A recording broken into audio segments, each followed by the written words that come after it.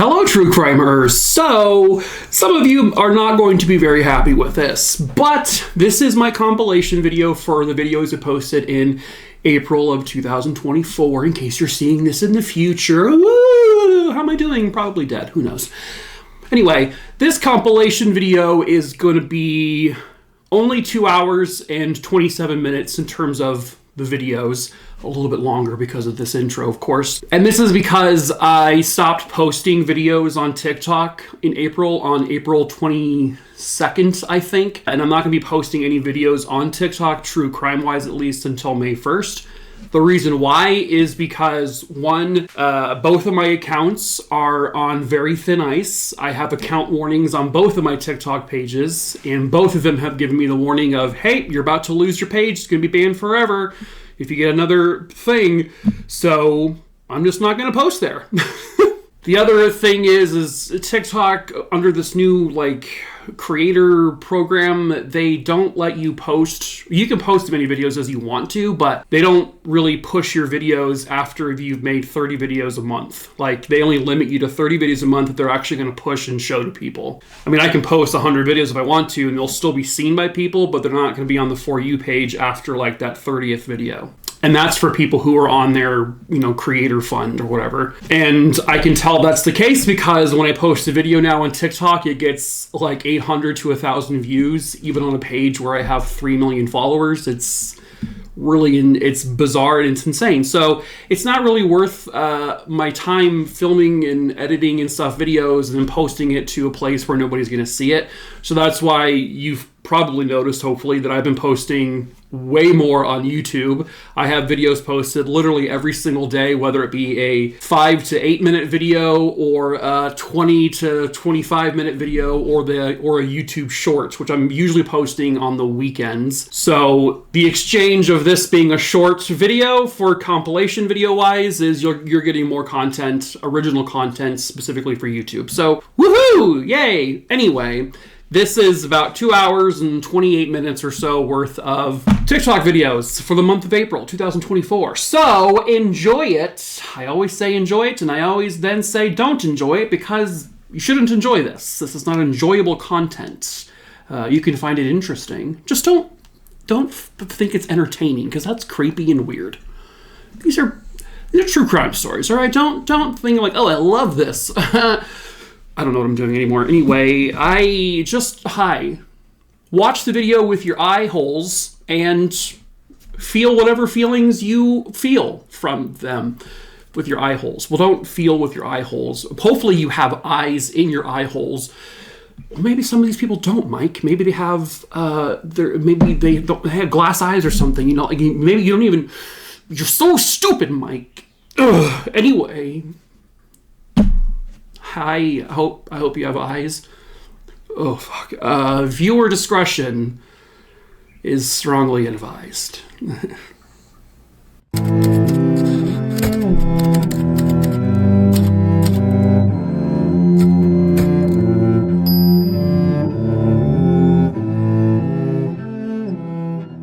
Hello, true crimers. This is the case of the Bigfoot killer. Viewer discretion is advised. This is the Cass Corridor neighborhood of Detroit, Michigan. Between February and October of 1975, at least 7 women would be murdered. The majority of, or all of the victims were known to be sex workers in the area. The perpetrator didn't start off murdering these women, however. He initially was committing sexual assaults, but letting them live. Then suddenly something happened where he started killing them. The women that survived would end up giving a description of the man, and this is a composite drawing made of him. He was described as having extremely large hands and very large feet and was very tall. Hence why he was nicknamed the Bigfoot Killer. He was seen driving a beige Oldsmobile, and the way he would lure women is he would promise them $15 for them to provide sexual services, and then he would get them in his car and he would drive them somewhere, beat them, sexually assault them, and in cases, kill them. His victims were Valinda Brown, a 16-year-old named Julie Brown, 19-year-old Regina Foshee, By the way, he was also at times referred to as the Cass Ripper. Another victim, 22-year-old Naomi Hall, 22-year-old Eoria Dick, 22-year-old Andrea Caxton, and 43-year-old Dorothy Holmes. The community was fed up with all of this happening, and they would protest in front of the police stations. We got to stop Bigfoot now. That, police weren't doing enough. They weren't investigating this because, well, they were sex workers, right? So who cares? But police would say, what are you guys talking about? We are investigating this. We're doing all we can. But the community didn't believe it. Now, eventually, they did find a suspect, a man named Carl Mayweather Jr. He had been arrested for other sexual assaults in nearby River Rouge, and because of his size 14 foot and his sort of resemblance to the composite, he was then considered a suspect in the Bigfoot killer case. However, after they investigated him very thoroughly, they say, he would end up being cleared of the Bigfoot case because they confirmed without a shadow of a doubt that his alibi for several of the victims were concrete. There's no way he could have killed several of these women. And unfortunately, that's essentially where this ends. Once Carl Mayweather Jr. was cleared, there were no other suspects ever announced. The Bigfoot killer has never been found. He has never been identified. And with it being almost 50 years later, he likely never will be apprehended. More than likely, the man is already deceased, or there just isn't any evidence to connect to anyone. And just like his namesake, he will likely remain a mystery forever. Fire and then water would lead to one of the craziest deaths imaginable. Viewer discretion is advised. This particular story happened in Minsterworth, which is in Gloucester. I do apologize if I said those names wrong. I looked up pronunciations and hopefully I did it right. But this story happened back in June of 1999. A man goes missing from his home in Minsterworth. But at his home is a bonfire. There is also a lawnmower that appears to be burnt out. They then find charred pieces of clothes kind of leading from where the fire was towards the river nearby. River Severn? The man's name, by the way, is John Lewis. So police will end up searching the river for him because they have absolutely no idea what happened here. They use boats, they are searching by air, they're not having any luck. However, 2 weeks later, they finally find the body of John Lewis. Ultimately, his cause of death seemed to be from drowning. But he also had some severe burns to his body. Some of his skin had been completely charred. According to a witness who saw this from afar, it looked as if John Lewis was dumping some kind of liquid onto the bonfire outside of his home. And then suddenly he disappears. What they believe happened is that the fire must have kind of just sort of took off, maybe blew up a little bit, and it caught him on fire, his clothing specifically, and then he took off his shirt and his pants because they were on fire, burning through and getting his skin. He then runs to the nearby river because it's really close to his home. He dives in the water trying to put the fire out. But then something happens where he drowns in the river. He jumped in the river to try to save his own life, but ultimately it ended up taking his life. So I don't know exactly how he ended up drowning. I don't know if maybe he passed out from the smoke or what, but he went into that river on fire and then he drowned. So however it may have happened, it happened. And it's just ultimately one of the most unfortunate outcomes. His death was ultimately ruled an accident. Hello, true crimeers. This is the case of Debney Lobanoff. Viewer discretion is advised. Debney Lynn Lobanoff was born on February 7th, 1953, and she was born in North Carolina, but when this case happened, she's living in California. Specifically, she's living with her husband and their children in Placerville, California. However, at the time, Debney and her husband were having some marital problems. According to her husband, he last saw her in December of 1981. Essentially, he says that she was going to be leaving him. He claims she left the house with two biker types, two men, who allegedly were going to be giving her a ride back to North Carolina. But then Debney was never seen again. On July 3rd, 1982, here at Slab Creek Reservoir, which is, I guess, in El Dorado County, California, a fisherman found the body of a nude female. The body was actually wrapped in a thick, tow chain. And this person, this victim, had been severely beaten. For whatever reasons, though, it would take 2 years to identify this victim. And it would be identified as 28-year-old Debney Lobanoff. Something that investigators wanted to point out was that her body was found about 7.5 miles upstream, so east of where the bodies of 2 other women had been found sometime previous. But I don't believe they were found in the same way, like wrapped in a tow chain or beaten. However, they didn't know if maybe all 3 of these cases are connected or if Debney's case is completely separate. The police did investigate Debney's husband, and from what I can see, they were able to rule him out of having any responsibility for her murder. At this point, though, there is no more information and the case is unsolved. But somebody murdered her. She was a young mother, and someone killed her. And somebody somewhere out there knows the truth, and perhaps that someone is you. If you have information about the murder of Debney Lobanoff, please contact the El Dorado County Cold Case Homicide Team at 530-621-4590. If you can help give justice to this woman and so that her child will have some kind of closure, please do so. Chimney would lead to one of the worst deaths imaginable. Viewer discretion is advised.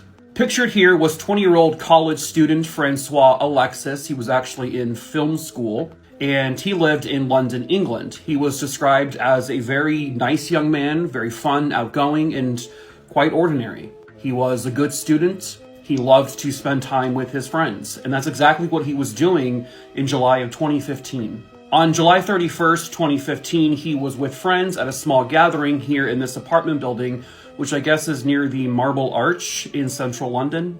Francois, as well as the others, had been drinking a little bit of alcohol, but he had only one beverage that night, and they were smoking some cannabis. Well, at one point, he wanted to take a break and go have a cigarette. So they go up to the roof of the building, and this is just a view of how far down it is from the roof of that building. This is 7 stories up.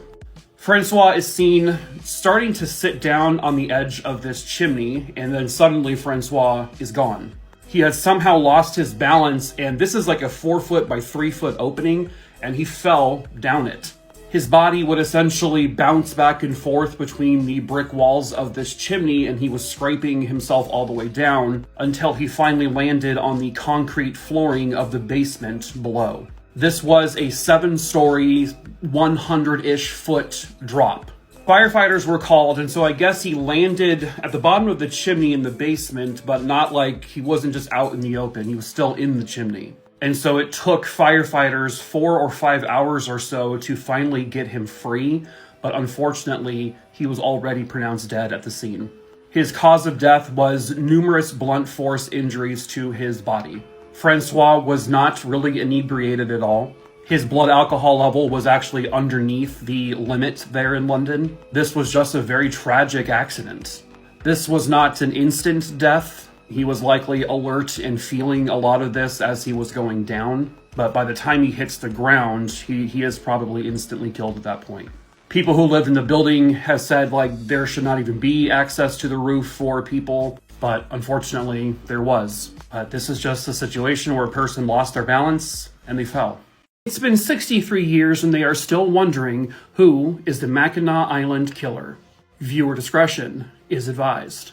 Picture here was 49-year-old Frances Lacey. She was a widow who was from Dearborn, Michigan. And at the time, she had a daughter whose family lived on Mackinac Island.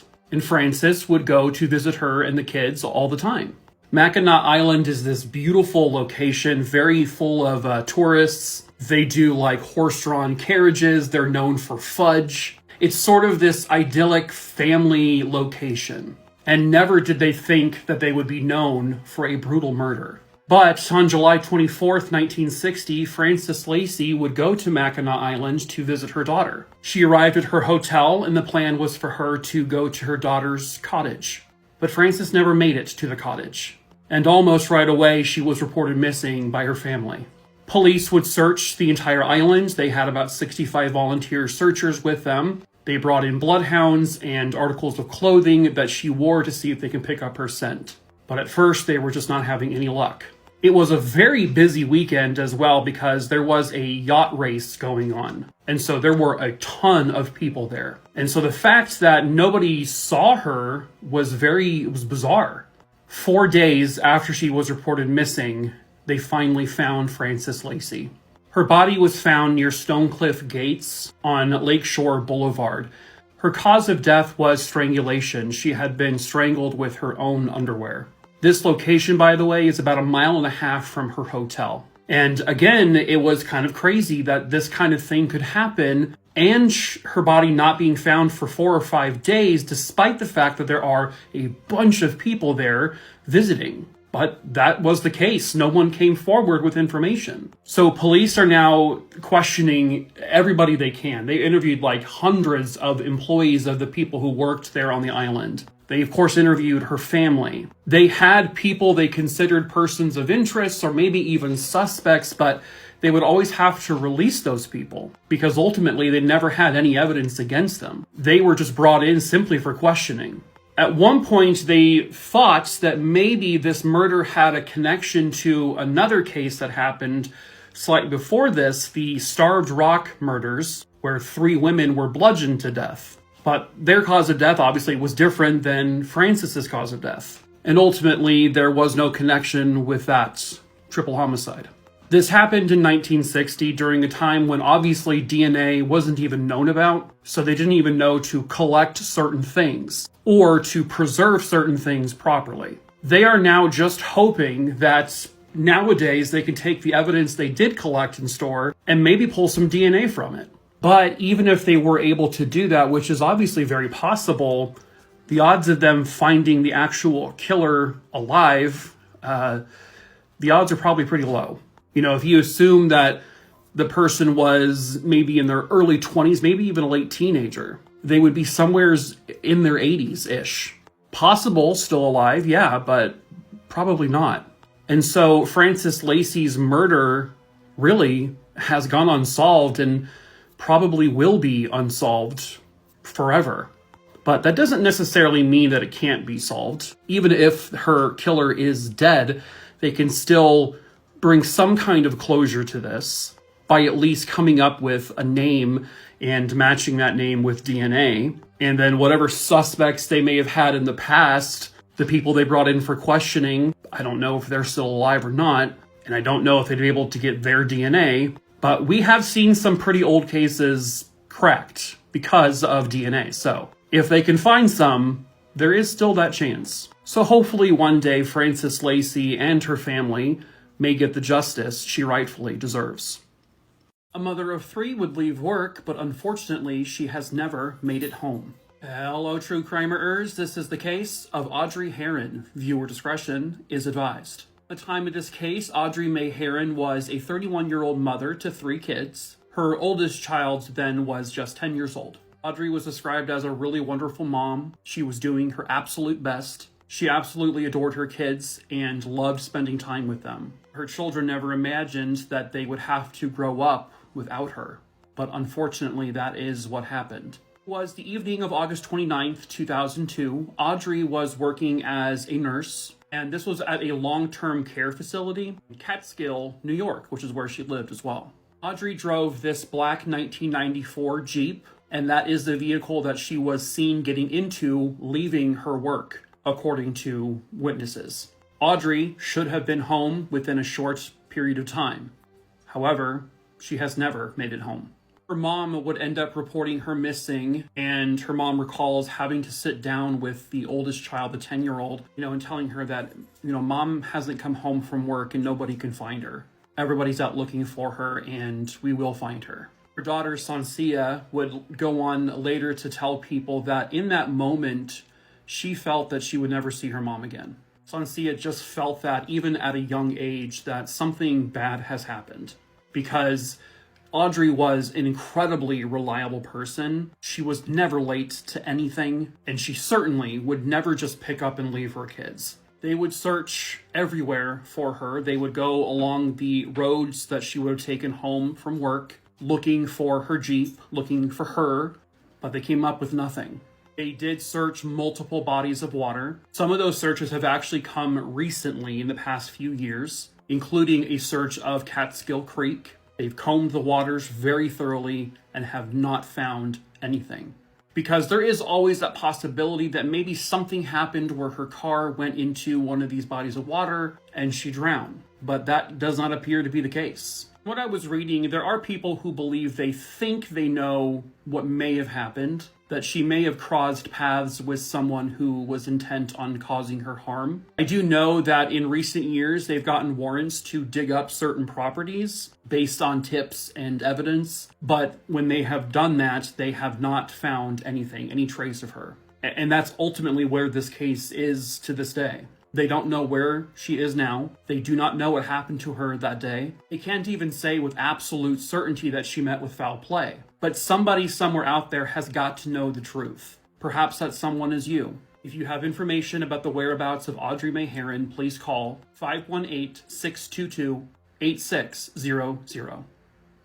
The search would end in tragedy, and it would remain a mystery for nearly 25 years. Hello, true crimerers. This is the case of Berit Beck. Viewer discretion is advised. Berit Lynn Beck was born on April 18, 1972, and she lived in Sturtevant, Wisconsin. By the time this case occurs, she had just graduated high school and she was already preparing for college. She was described as a really intelligent young woman who had a very bright future ahead of her. She was still trying to figure out what she wanted to go to college for, but her family said definitely music would be involved. Berit was a very talented musician. Unfortunately, though, we will never get to know what she would have chosen with her life, because a stranger took that life. On July 17, 1990, she would leave her home in Sturtevant to go to a computer seminar in Appleton, and she was doing this trip in her van. However, she would never make it to the seminar, and she never got back home, and so she was soon reported missing. A search would begin right away. Police and the community all gathered together to find the young girl. Eventually, they found her van in a retail store parking lot. They dusted it for prints, and they did get several prints off of several items. However, she was nowhere to be found. But 10 days after her disappearance, the search would end in tragedy. Her body had been tossed in a ditch off the side of a road, and this was in Waupun, Wisconsin. She had been strangled to death. They didn't really recover much physical evidence from her remains, however, and so they were kind of relying on the fingerprints they found in the van. They did have a suspect early on named Craig Rohn, and I guess he was a convicted bank robber. However, his fingerprints did not match any of the prints in the van, and he was cleared of any wrongdoing with this case. And then Berit's case just goes cold. And it wouldn't be until 25 or so years later when they finally got a break. The fingerprints in the van finally came back with a match. A former trucker from Kenosha, Wisconsin, named Dennis Brantner. His fingerprints were on several items inside of her van. He didn't know her, she didn't know him. So his fingerprints had no business being in her vehicle. He was questioned by police, he denied doing it, and he was released at first, but then he would end up getting arrested and charged with a murder, I think in 2016. In 2016, he goes on trial, but unfortunately that trial ends in a hung jury, and so the judge declares it a mistrial. And the plan was to go forward with a second trial. Brantner continues to claim his innocence, and the only physical evidence they really had connecting him to the crime was his fingerprints in the van. His defense is basically stating, well, that doesn't mean he killed her. It could just mean he broke into her van, and somebody else took her and killed her. But he ends up taking an Alford plea, and he is sentenced to 10 years in prison for her murder. That sentence started in 2023 because he was serving a 7-year sentence for drug charges. He has tried to appeal but has since been denied. It happened 5 years ago, but they are still trying to find out who killed Gage Jackson. Hello, true crimerers. This is the case of Gage Jackson. Viewer discretion is advised. At the time of this case, Gage Jackson is 19 years old and he's living in Punta Gorda, Florida. And he is living there with his family. The last time anyone can recall seeing Gage Jackson was on March 19th, 2019. Gage had been at work that night, and he had to get a ride home from a coworker because his truck had broken down. From what I understand, Gage did get back to his apartment, but from there, he was never seen alive again. By the following day, his mom and his family had not heard from him, which was unusual because they were in contact all the time. They were a close family. And, his mom had this, what she said was her mother's intuition. I'm sure all of you moms have that something was just wrong. And so she would report him missing. So the family and the community and then the police were involved, and they were just looking everywhere they could for him. They were interviewing people that he had last been seen with, but they weren't getting anywhere with it. But then 11 days after he is reported missing here at Prairie Creek, which is in Punta Gorda, Florida, the body of a young man would be found. Through dental records, the body was confirmed to be that of 19-year-old Gage Jackson. His cause of death has not been released to the public. However, the police have labeled this a homicide, so he was murdered. A lot of times police will keep the cause of death to themselves, so that way if the actual killer accidentally says something, they'll know. But they just need to know, they need a starting point. They need to know how this came to be, what happened, how did he get here? And unfortunately, police and his family are just coming up empty, it seems. Crime Stoppers did help the family put up this billboard, and there's also a $103,000 cash reward being offered to anyone that helps them lead to the arrest of Gage's killer. Crime Stoppers, the family, and the authorities, they all believe that his circle of friends probably knows something that they're not saying.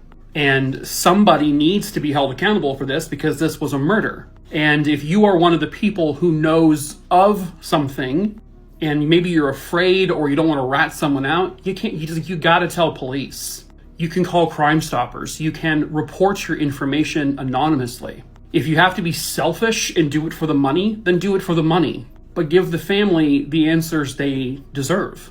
You cannot protect a murderer. You should not protect a murderer. But they do firmly believe that someone within that group, his friends, has to know something. So, if that person is you, please contact 1-800-780-TIPS. Please help Gage and his family get the justice that Gage rightfully deserves.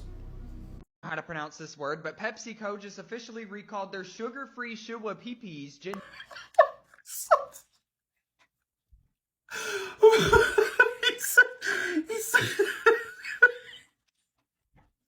He said Shuh-Wuh-PeePees. That's the funniest fucking thing I've ever heard in my life. Maybe it's because it's 2 o'clock in the morning. I don't know, but Shuh-Wuh-PeePees. Hello, true crimerers. This is the case of Sarah Beth McCoy. Viewer discretion is advised. The only image of Sarah I could find anywhere was the image that was on her gravestone, but outside of this, there just isn't any other photos of her. And I don't really have a lot of information on this case. Sarah lived with her family in the area of Easton, Missouri, which I guess is in Buchanan County. At the time of this case, she is just 15 years old, and she is a student at East Buchanan High School. On December 3rd, 2001, Sarah's father would come home shortly after 4 p.m. He noticed that the door and the screen door was open. This is not an actual image of that. He also found her portable CD player just out in the yard, but Sarah was nowhere to be found. This was very unusual because she was always home by 3:45 or so after school. Her backpack was sitting in the house. So after he couldn't find her, his wife comes home, Sarah's mom comes home. They look for her together. They have no luck. They contact Sarah's boyfriend, and he gives them some information. He hasn't seen her, but he says to get in touch with someone named Zachariah Tripp. Zachariah was another student who I guess was trying to get Sarah to ride to school with him in his car the previous week. Like, he was being really persistent about it, which bothered both Sarah and her boyfriend. Sarah's parents go to Zachariah's home and they ask him. He tells them that he saw her getting onto a bus to go to a basketball game in a nearby city in Missouri. That, however, was not the case. She was reported missing by her parents. Zachariah Tripp's story just felt really off. 2 days later, on December 5th, 2001, they would find the body of Sarah Beth McCoy. They had found her in a creek. She had bruises and scratches all over her body. She had been sexually assaulted, and her wrists were tied up with 2 different types of cords. One of them would have been like headphone cords, and the other type of cord was from a speaker wire. Her clothing was partially removed. Unfortunately, the only photos of Zachariah Tripp I can find are with the watermark. police would go back to him and ask him about his whereabouts the day she went missing. Well, he told police that he was driving around town, and he then says to police that there are probably many people who could verify seeing him. Well, they go to all of those people, and not a single one of them said they saw him that day. I don't know how much evidence they had, but they did arrest him and end up charging him with the kidnapping, sexual assault, and murder of Sarah McCoy. His first trial would end in a hung jury, so they declared a mistrial. He then goes on to a second trial. This time, he is found guilty of her murder and also of kidnapping and sexual assault. So he was convicted, and he was sentenced to 2 consecutive life terms plus an additional 15 years. To this day, he denies having any involvement. Hopefully, Sarah got the correct justice. He was supposed to be on a jog to his church, but he never got there. Hello, true crimerers. This is the case of Tyler Christensen. Viewer discretion is advised. At the time of this case, Tyler Christensen is 16 years old, and he is one of 5 kids. He has 4 sisters. Tyler is described as very creative. He is a hard worker, and I guess he also makes furniture and art out of wood. He was very active. He would like to spend his free time going on hikes or riding motorcycles, going on jogs. Tyler was really close with his sisters and his family. He had never run away from home before. He was not a troubled kid. He has no diagnoses like any mental health issues. And so it makes what happened really just kind of bizarre. It was April 19th, 2016 in Edmonds, Washington. Tyler, at around 6:30 p.m. that night, was supposed to be going on a jog. The jog was to go to Spring of Life Church. I guess there was going to be some kind of youth group there that evening. However, he never made it to the youth group. He also never came home. He left the house on foot and left all of his belongings back at home. By 3:15 a.m. the following morning, they would report him missing. The police there in Edmonds, Washington are definitely considering this disappearance as very suspicious, considering he was never a runaway before. However, the police investigation has indicated something that may point that he initially may have left on his own accord. They have evidence that he actually never even went towards the direction of the church that night. He went the complete opposite direction. Police have stated that he was seen hitchhiking and someone actually picked him up.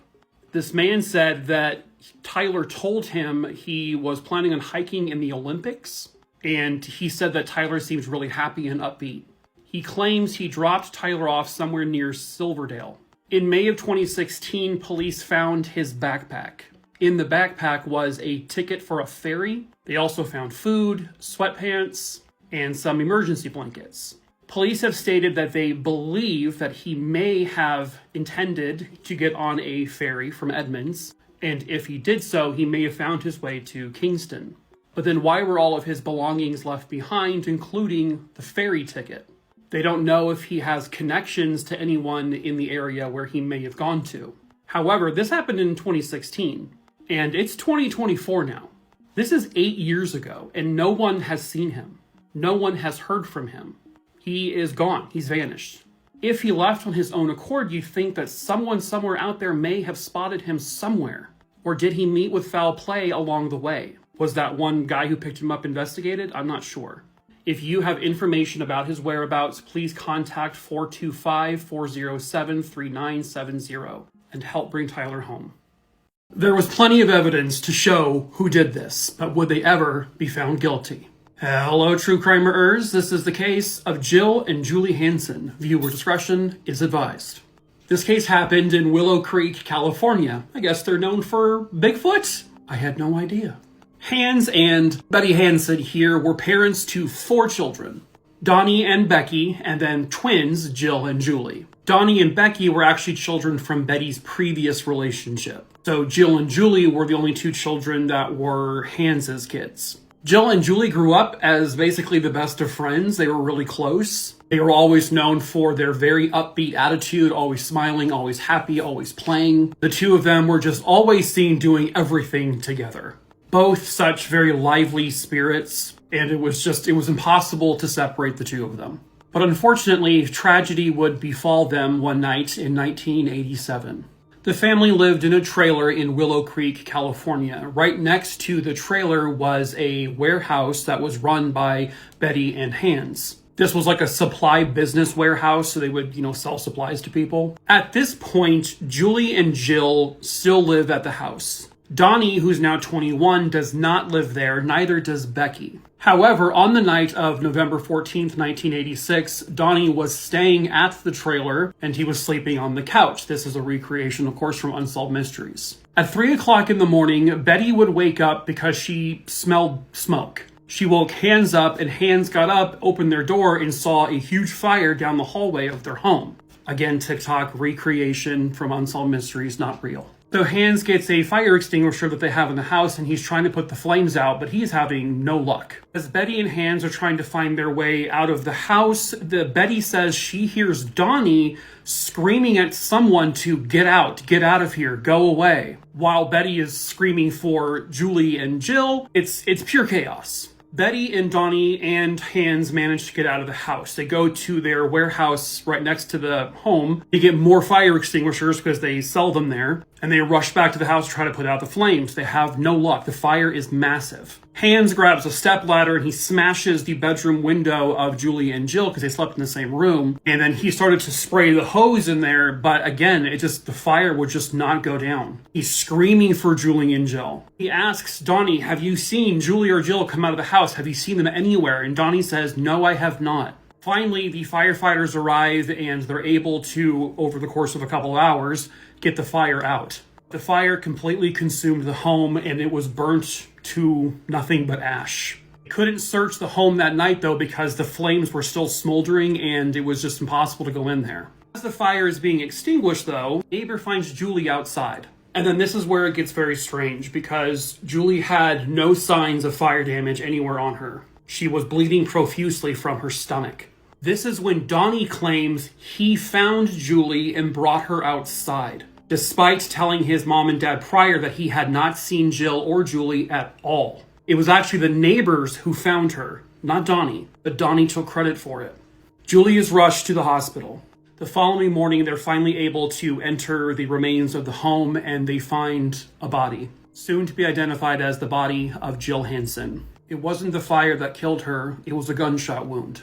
When Julie finally got to the hospital, they also discovered that she too had a gunshot wound to her abdomen. No fire damage at all. According to her doctor, she said that she had no idea who did this. She didn't see who did it. As they found the body in the house, they're also investigating the warehouse. And while they're there, they find a shotgun. It was determined that both girls were shot with a 12-gauge shotgun. They find spent casings, they find shells, which are all identified as the exact same ammunition that shot both girls. It was this gun. The house was under basically police watch for several days. About 2 days after the incident, police caught someone trying to break into the warehouse. Turns out that person was Donnie. He did not know that they had found the shotgun yet because they hadn't told anyone. So when confronted, he said, well, he was just there for the family dog. But he already knew the family dog was with a neighbor. Also at the house and in the house, they found the burnt remains of several gas cans. It was determined to be gasoline that started the fire. This was definitely an arson. Well, here's the thing. Donnie, just the night prior to this, purchased 5 gallons of gasoline. When interviewed, the gas station attendant said that it was Donnie and he had filled up 5 canisters. Identical canisters that were found at the house. What about the gun? Well, according to one of Donnie's friends, he borrowed the gun from that friend. Donnie did. Then they found credit card purchases where Donnie had purchased the exact same ammunition, same type of ammunition, used in the gun to shoot both girls, while his credit card was used to purchase those ammunition. So it's signed, sealed, delivered at this point, right? I mean, it's the exact same gun. The gun confirms to have been borrowed by Donnie. He bought the ammunition, so he's arrested, even though he denies having any responsibility. Sadly, at the hospital, Julie Hansen, who was recovering, she suddenly died because an air bubble had been put into one of her IVs. It entered her bloodstream and it killed her. The hospital would eventually go on a wrongful death trial and they were found not responsible. A lot of people believe that this was no accident. Could the killer of Jill have come back to do this to Julie? It is possible. So now Donnie is charged with the murders of both of his half-sisters. His trial would be a joke. His defense came up with an absolutely preposterous story. The defense stated that 2 completely unknown individuals just happened across the Hansen home. They just so happened to find the gun that Donnie had borrowed. They just so happened to find the ammunition that Donnie had purchased. They just so happened to find the 5 gallons of gas that Donnie had purchased. These 2 unknown men, for whatever reason, then just walks into the house with all of these items that they found there and just poured gasoline all over the house and lit the house on fire. According to Donnie Hansen, who would only be interviewed like this, they're talking like this, I witnessed a murder, but I don't want to be seen on. Well, he says he got up from the couch when he saw a man pointing a shotgun at one of his sisters in the hallway. He saw this person shoot his sister. He then says he rushes to her, picks her up, and then runs her out of the house. But for some reason, the guy with the gun who's seeing him do all of this, saving his sister, doesn't shoot him at all, despite the fact that Donnie literally laid eyes on him, according to him. Weird.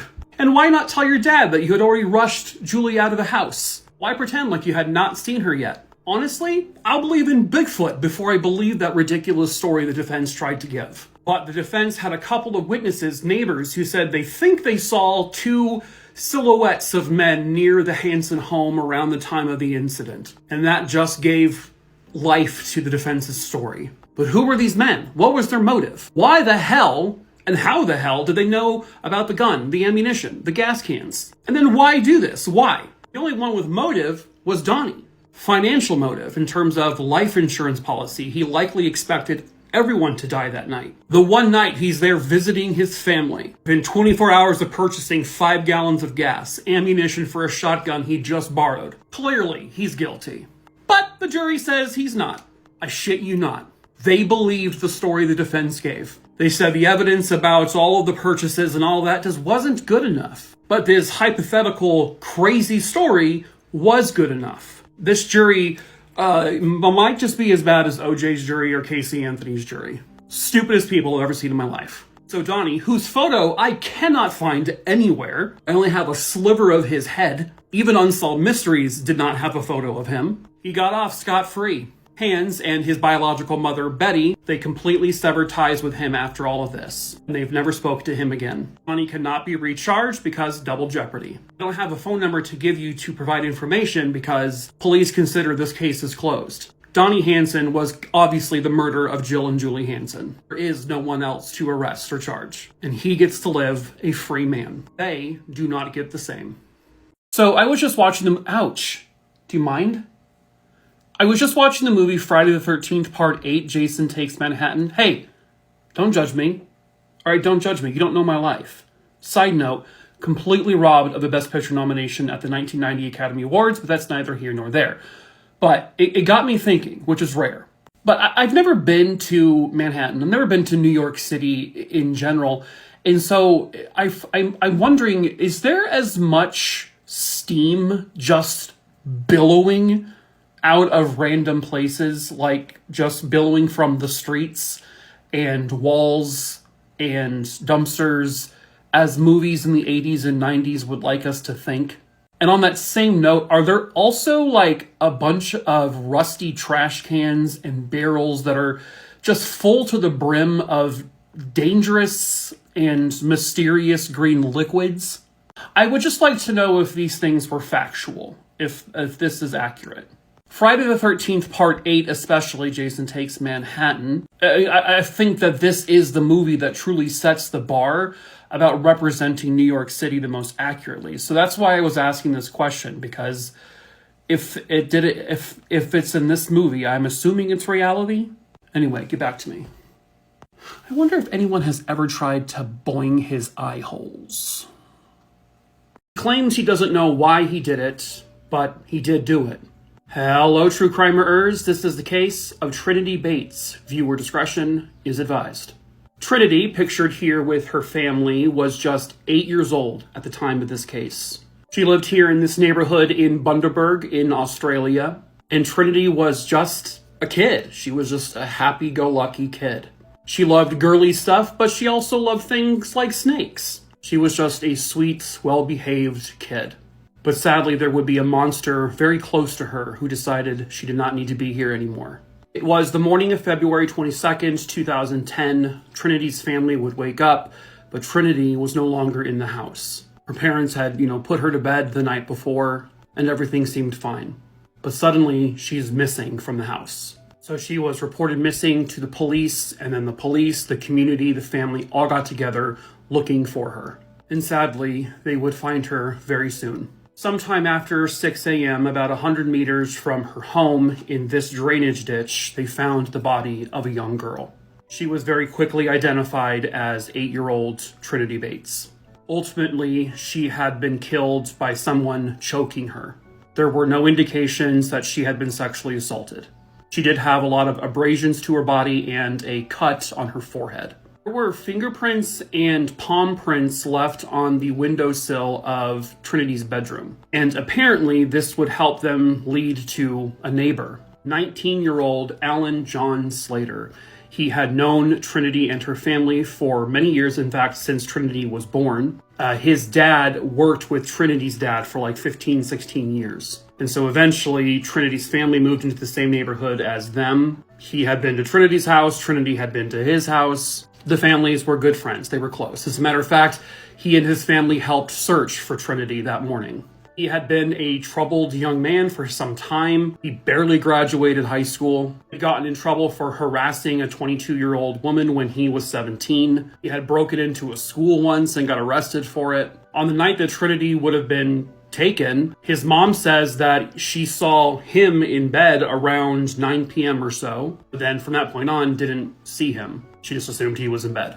Now, later, he would say that he was fueled by alcohol and video games, but at some point that night, he decided to go outside the house when everyone was sleeping. He then, for reasons he says he can't explain, saw, the house where Trinity lived and just went to her bedroom window because her bedroom window was open.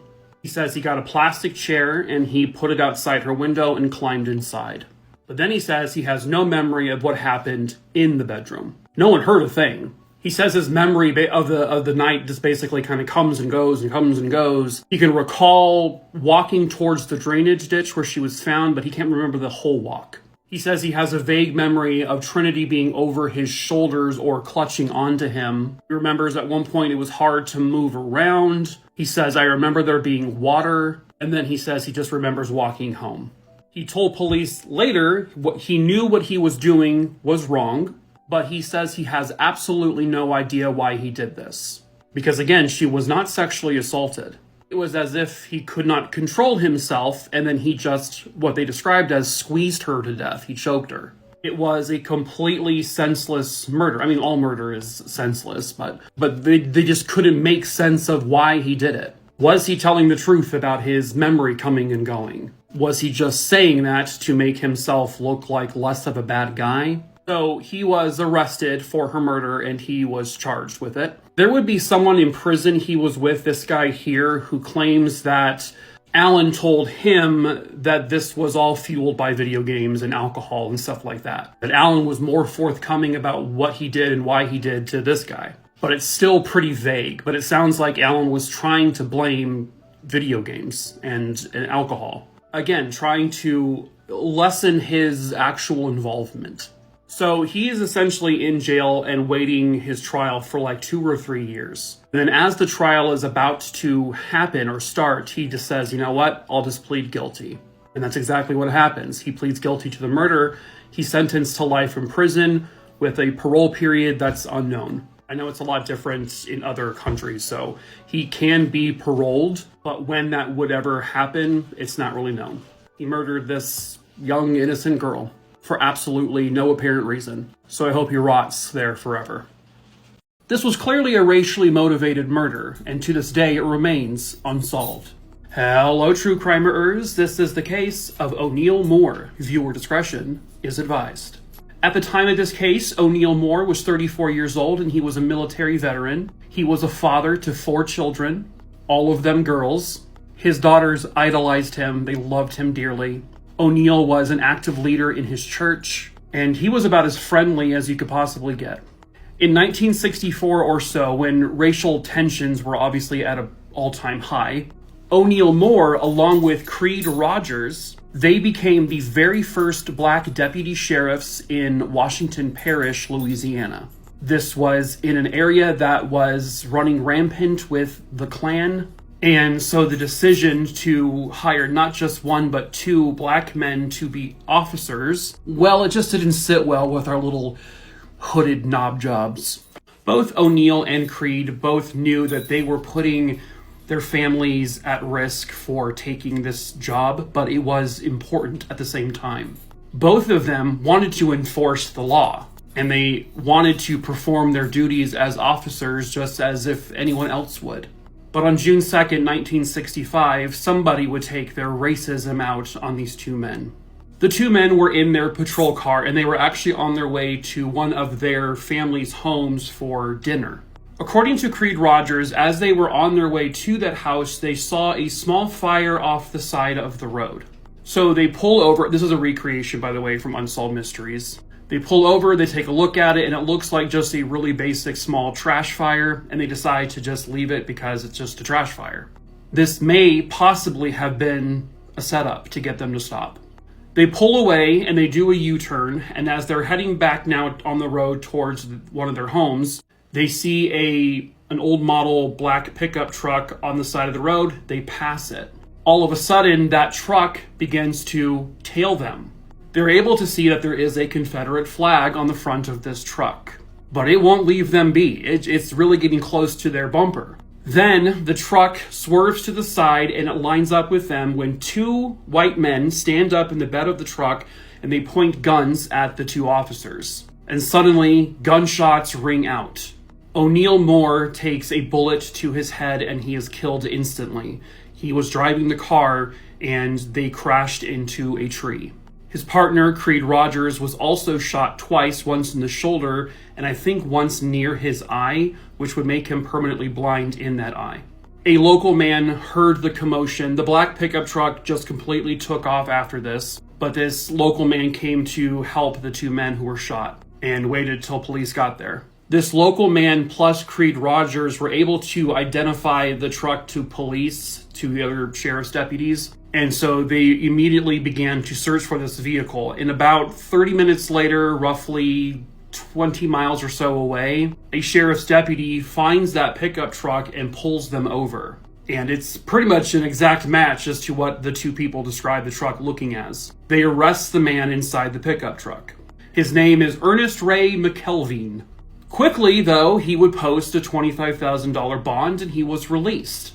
Ernest Ray McKelveen was a very well-known white supremacist in that area. He belonged to one of the local chapters of the Triple K, let's call them. And so suspicion fell on that group of pieces of garbage, but they denied having any responsibility in the shooting. Of course they did. But the charges against him were all dropped soon after he was released on bond, claiming there was no evidence to tie him to the murder and attempted murder. This was clearly a pressure thing, that this happened because they were pissed off that two black men were hired as police officers, thinking that if you killed one of them or both of them, they'll think twice about hiring another black officer. Well, they couldn't be more wrong. And so the sheriff's department said, yeah, go F yourselves. And they replaced Oneal Moore with another black officer. So if Oneal Moore was killed for that reason, then they failed to do what their goal likely was. I do have to kind of admire that. I mean, they didn't back down. They stuck to their guns and said, we're not going to let you pressure us into doing your white supremacist things. We don't cave into white supremacy here. The FBI at one point has become involved in this case. However, they never apparently were able to get any evidence to suggest exactly who did this. I mean, it does sound like this Ernest person was at least one of the perpetrators, but he may have been the driver, and there was at least two shooters in the back of the truck. And also, quite possibly, there was a fourth individual in the passenger seat. And this guy has since died. Hopefully it was painful. In 2016, the Civil Rights Division of the United States Department of Justice said, it's time that we close this case due to the passage of time. All of the suspects and essentially now all of the witnesses are dead. and so justice will never come for Oneal Moore. He was shot and killed because he was black. He was shot and killed because a bunch of fragile white men didn't like that. And like a lot of cases similar to this back in that time, the victim never got justice. Oneal Moore will never get justice. And quite honestly, that's just disgusting. In true crime news, O.J. Simpson died today. Anyway, what's a good show you guys are watching? Hey, maybe that glove will finally fit in hell, right? Does the P stand for purgatory? Because then yes, R.I.P. Okay, so I've never understood the glove didn't fit thing because, yes, it did.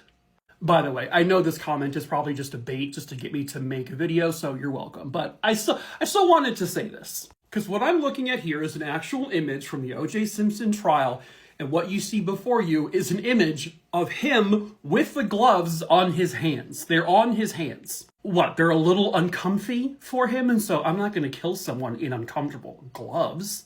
They're on his hands. They're on his hands, clearly demonstrating that he could have worn them. The entire purpose of wearing gloves during a murder, like the murders he committed, is to not leave fingerprints. And what he's demonstrating is that the gloves fit just enough for him to wield a weapon, stab someone, and not leave fingerprints. And the whole thing was, if the gloves don't fit, you must acquit. They really honed in on this. And the jury bought it. They bought oh, these just don't feel, they feel icky on me. So they're not, I couldn't have worn them. Also, he's wearing other gloves underneath these gloves for protecting the evidence. It's gonna make it a little bit more difficult to put a pair of gloves on another pair of gloves. And also, if you really watch this, it's totally theatrical, O.J. Simpson absolutely could have worn those gloves to commit the double homicide. I can understand if he was trying to put them on and they just wouldn't even get past, his fingers. That's how small the gloves would have been. Okay, sure, but he got them on his hands. Look at, even these two cops are they're fucking on his hands, yeah. Johnny Cochran's oh shit, they are on his hands. Oh boy, well, we're gonna sell this anyway. If he was in this heat of passion moment where I'm gonna stab these two people, maybe he just grabbed the gloves and he just put them on. And sure, maybe they didn't fit perfectly for his hands, but they would have fit enough for him to wield the knife and commit the murders. The fact that he was essentially found not guilty because of this is the prime reason why that jury is one of the worst juries of all time. Next to that Casey Anthony jury, so, yeah. Anyway, just my opinion, okay? I'm more than happy to be wrong, it's fine, but it's just what I think. Her remains were finally found, but the question is, who put them there? Hello, true crimeers. This is the case of Paula Phillips. Viewer discretion is advised. At the time of this case, Paula Phillips was 23 years old, and she was a part of a really big family. This is just her with some of her sisters. I believe she had at least 8 siblings. Paula was also a mother to 2 children, and they were living in Delhi Township, Ohio. On February 14th, 2002, she got into a fight with her boyfriend. They lived together. She would end up basically storming out of the apartment, because she was upset. The next day, Paula is seen by one of her sisters, Beth, and this is a confirmed sighting of her. Then she left Beth's home and went to a party that some of her friends were having. She was last seen on February 15th, 2002. At this party, she was leaving sometimes around 11:30 p.m. And then she was never seen alive again. From this point, there really isn't much information about the investigation. I know that her family basically thought almost from the get-go that someone had to have killed her because she wouldn't just leave her 2 children.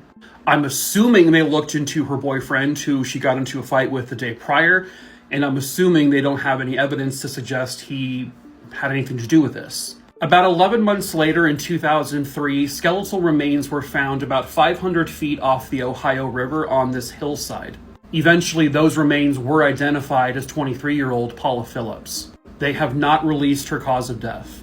They were not all of her remains, and somehow, a few months later, they found more skeletal remains in the exact same area that they determined also belonged to Paula.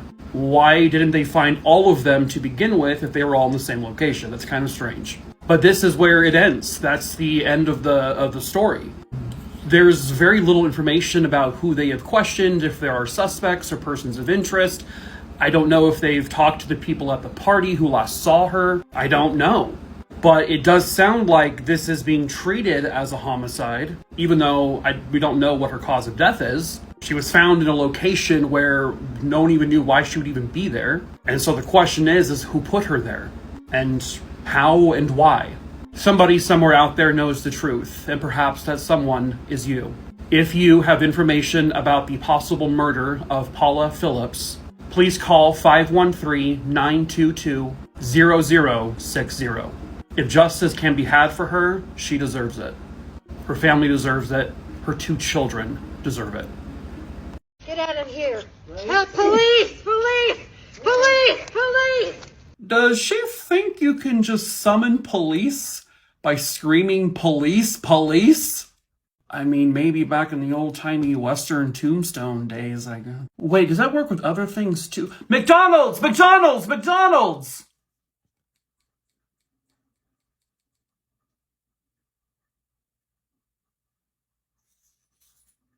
Nothing. Was he inspired by the Hello? Was he inspired by the Saw movies to torture his victim? Hello, true crimerers. This is the case of Richard Hamilton. Viewer discretion is advised. Richard Hamilton was living in a homeless shelter in London, England. He was a former soldier. At the time of this case, he's 45 years old. He is battling issues with addiction, and unfortunately, he had to be living there at the same time as this man. This is 25-year-old Matthew Tinling. He is an avid user of illegal substances and also homeless. Well, Matthew Tinling was hard up for money, and he needed cash to buy some stuff, substances. And he was desperate. He knew that Richard Hamilton had his debit card on him, didn't know how much money he had, but he decided, I'm going to attack him and I'm going to get his money. So he takes out a knife and he stabs Richard Hamilton not once or twice, but 17 times, all in an attempt to get his money, but also the PIN number to his bank card. After the 17 stabs, Richard Hamilton was still alive. And this is where the Saw movies come in. Allegedly, Matthew Tinling was then inspired by some trap in the Saw franchise to slowly cut down his spine and I guess cut his spinal cord to torture him until he finally gave the PIN number. And he very slowly, methodically, and very painfully for Richard Hamilton tortured him until he got what he wanted.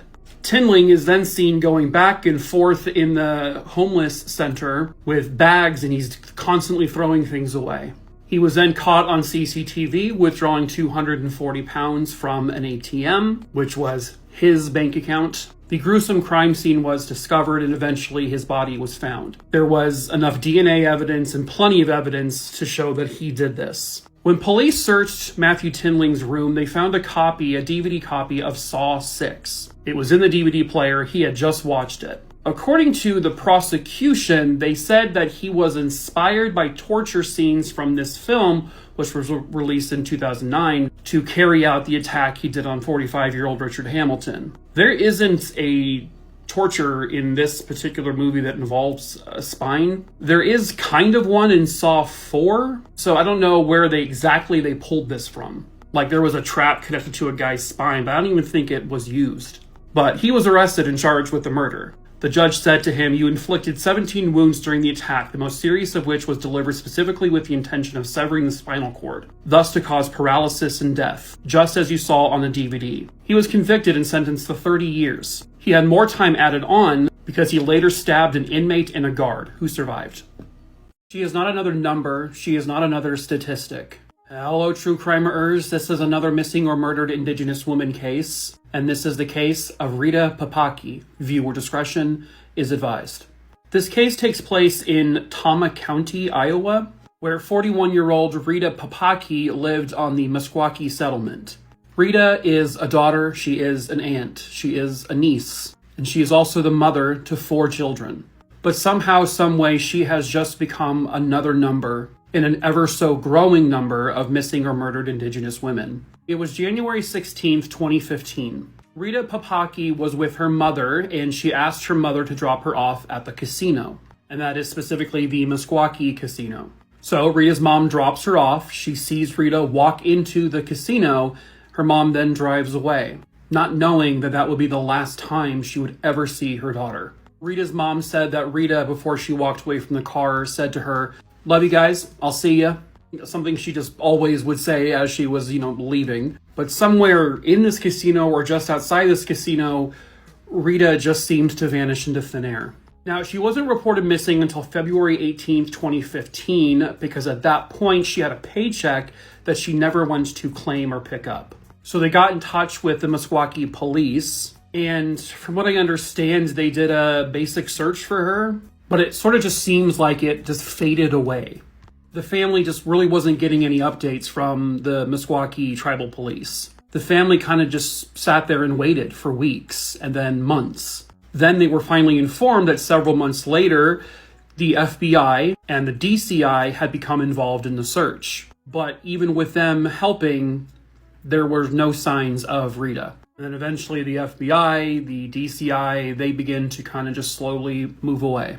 And it seemed like the FBI, the Meskwaki tribal police, they all just seemed to stop caring, which is sadly a very common thing in cases like this. Then it just came down to Rita's family and friends searching for her. There were some shocking rumors that perhaps maybe she was involved in being sex trafficked. I mean, this is something that has happened many times before, and it certainly is a possibility, but nobody actually has proof of that. The family is doing as much as they can with this, but they don't have the resources that the police have or the FBI have. And all they can really work on is what people say around town and what the rumor is. They just want Rita back. She has 4 kids. One of them was 6 years old when she disappeared. He's now in high school. I'll say this again. Rita Papakee cannot become just another number and just another statistic. She is a human being who deserves to be found. She has family that loves her. If you have information, please call 641-484-4844.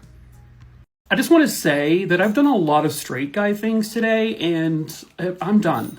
Like, first I did some work in the garage, and then I did some landscaping in the backyard, and I sweat and stuff.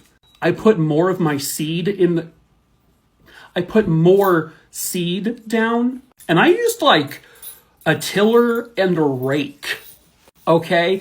And then I just put air in my tires. What? Then I smashed a brewski over my forehead. And then I used my muscles where I had to move things from the garage to the driveway because we got bulk trash coming up. Heavy lifting, okay, is what I'm telling you. That may not be reality, but what's going on? Okay, I sweat, okay? This being a man thing, no thank you. Oh.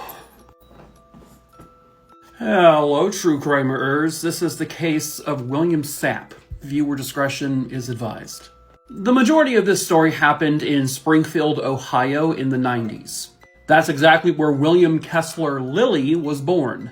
However, in true serial killer fashion, he was raised in a troubled home. His parents divorced early, his father would abuse him, and then he turned this into having some troubled times as a teenager, including animal cruelty and causing harm to other people. He had a lot of anger issues towards women. He felt abandoned by his mom, and then his stepmom would also abuse him. Eventually, he finds himself in Jacksonville, Florida, where I think still at the age of 17, he was adopted by another family, and that's when he changed his last name to Sapp. In 1988, he meets his future wife, they get married, and then they have 3 kids together. He moves the family back to Springfield, Ohio. On August 23rd, 1992, here at this park, which also has a little pond, the bodies of 2 young girls were found. 12-year-old Free Marrow and her 11-year-old best friend, Martha Leach. They were found dead in the pond. They had both been sexually assaulted before they were murdered. In September of 1993, a woman from Springfield, Ohio, goes missing. Her name is Belinda Anderson. In July of 1995, a couple found her body underneath their house. She had been buried under their garage. In February of 1996, William Sapp, who looks like he brushes his hair with a fork, He was arrested because he had attempted to kill a woman.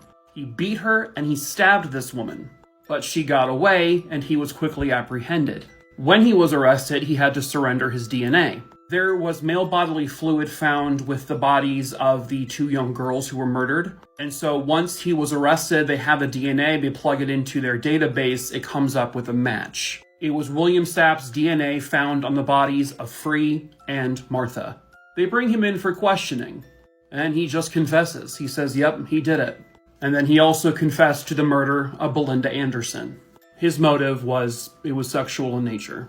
And it turns out, he wasn't alone. There was actually 4 other people involved in the death of the 2 girls. There was a woman named Wanda who was primarily involved with tampering with evidence after the fact. But, oh god. A man named David Marchevsky, Jamie Turner, and John Balzer, they all took part in the murder of the 2 girls. Yeah, along with William Sapp. These 3 monsters got life in prison, and one of them had the option for parole but still is in prison. William Sapp was sentenced to death. He is still awaiting his execution. They kidnapped, raped, and murdered 2 young girls. Rotten hell. His wife said he died choking on a piece of chicken, but the reality is that he was shot in the back of the head. Hello, true crimerers. This is the case of Terry Sullivan. Viewer discretion is advised.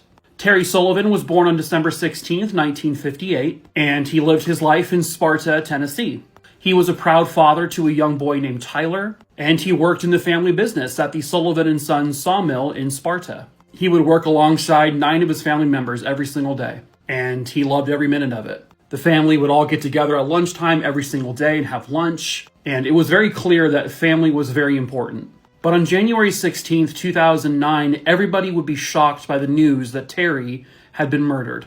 That evening, Terry was found at the dinner table by his wife with a gunshot wound to the back of his head. He was in the middle of having his dinner, and it looked like he had just gotten home.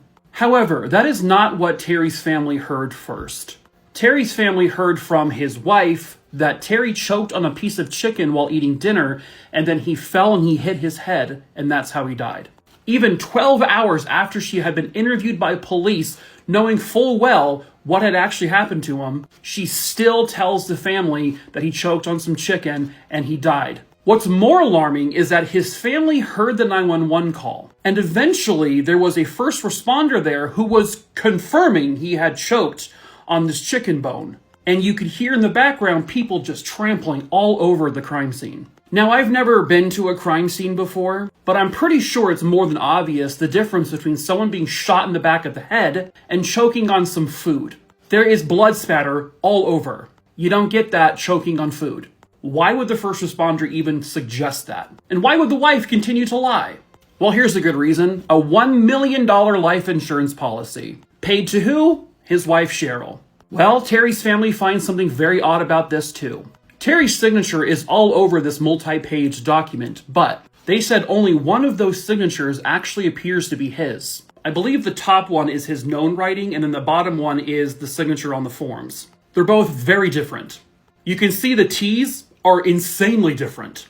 The S's, what? Not even close. It is more than obvious somebody forged this document. However, the TBI, the Tennessee Bureau of Investigation, doesn't seem to want to pursue that route at all. The TBI hasn't even offered a handwriting expert just to make sure.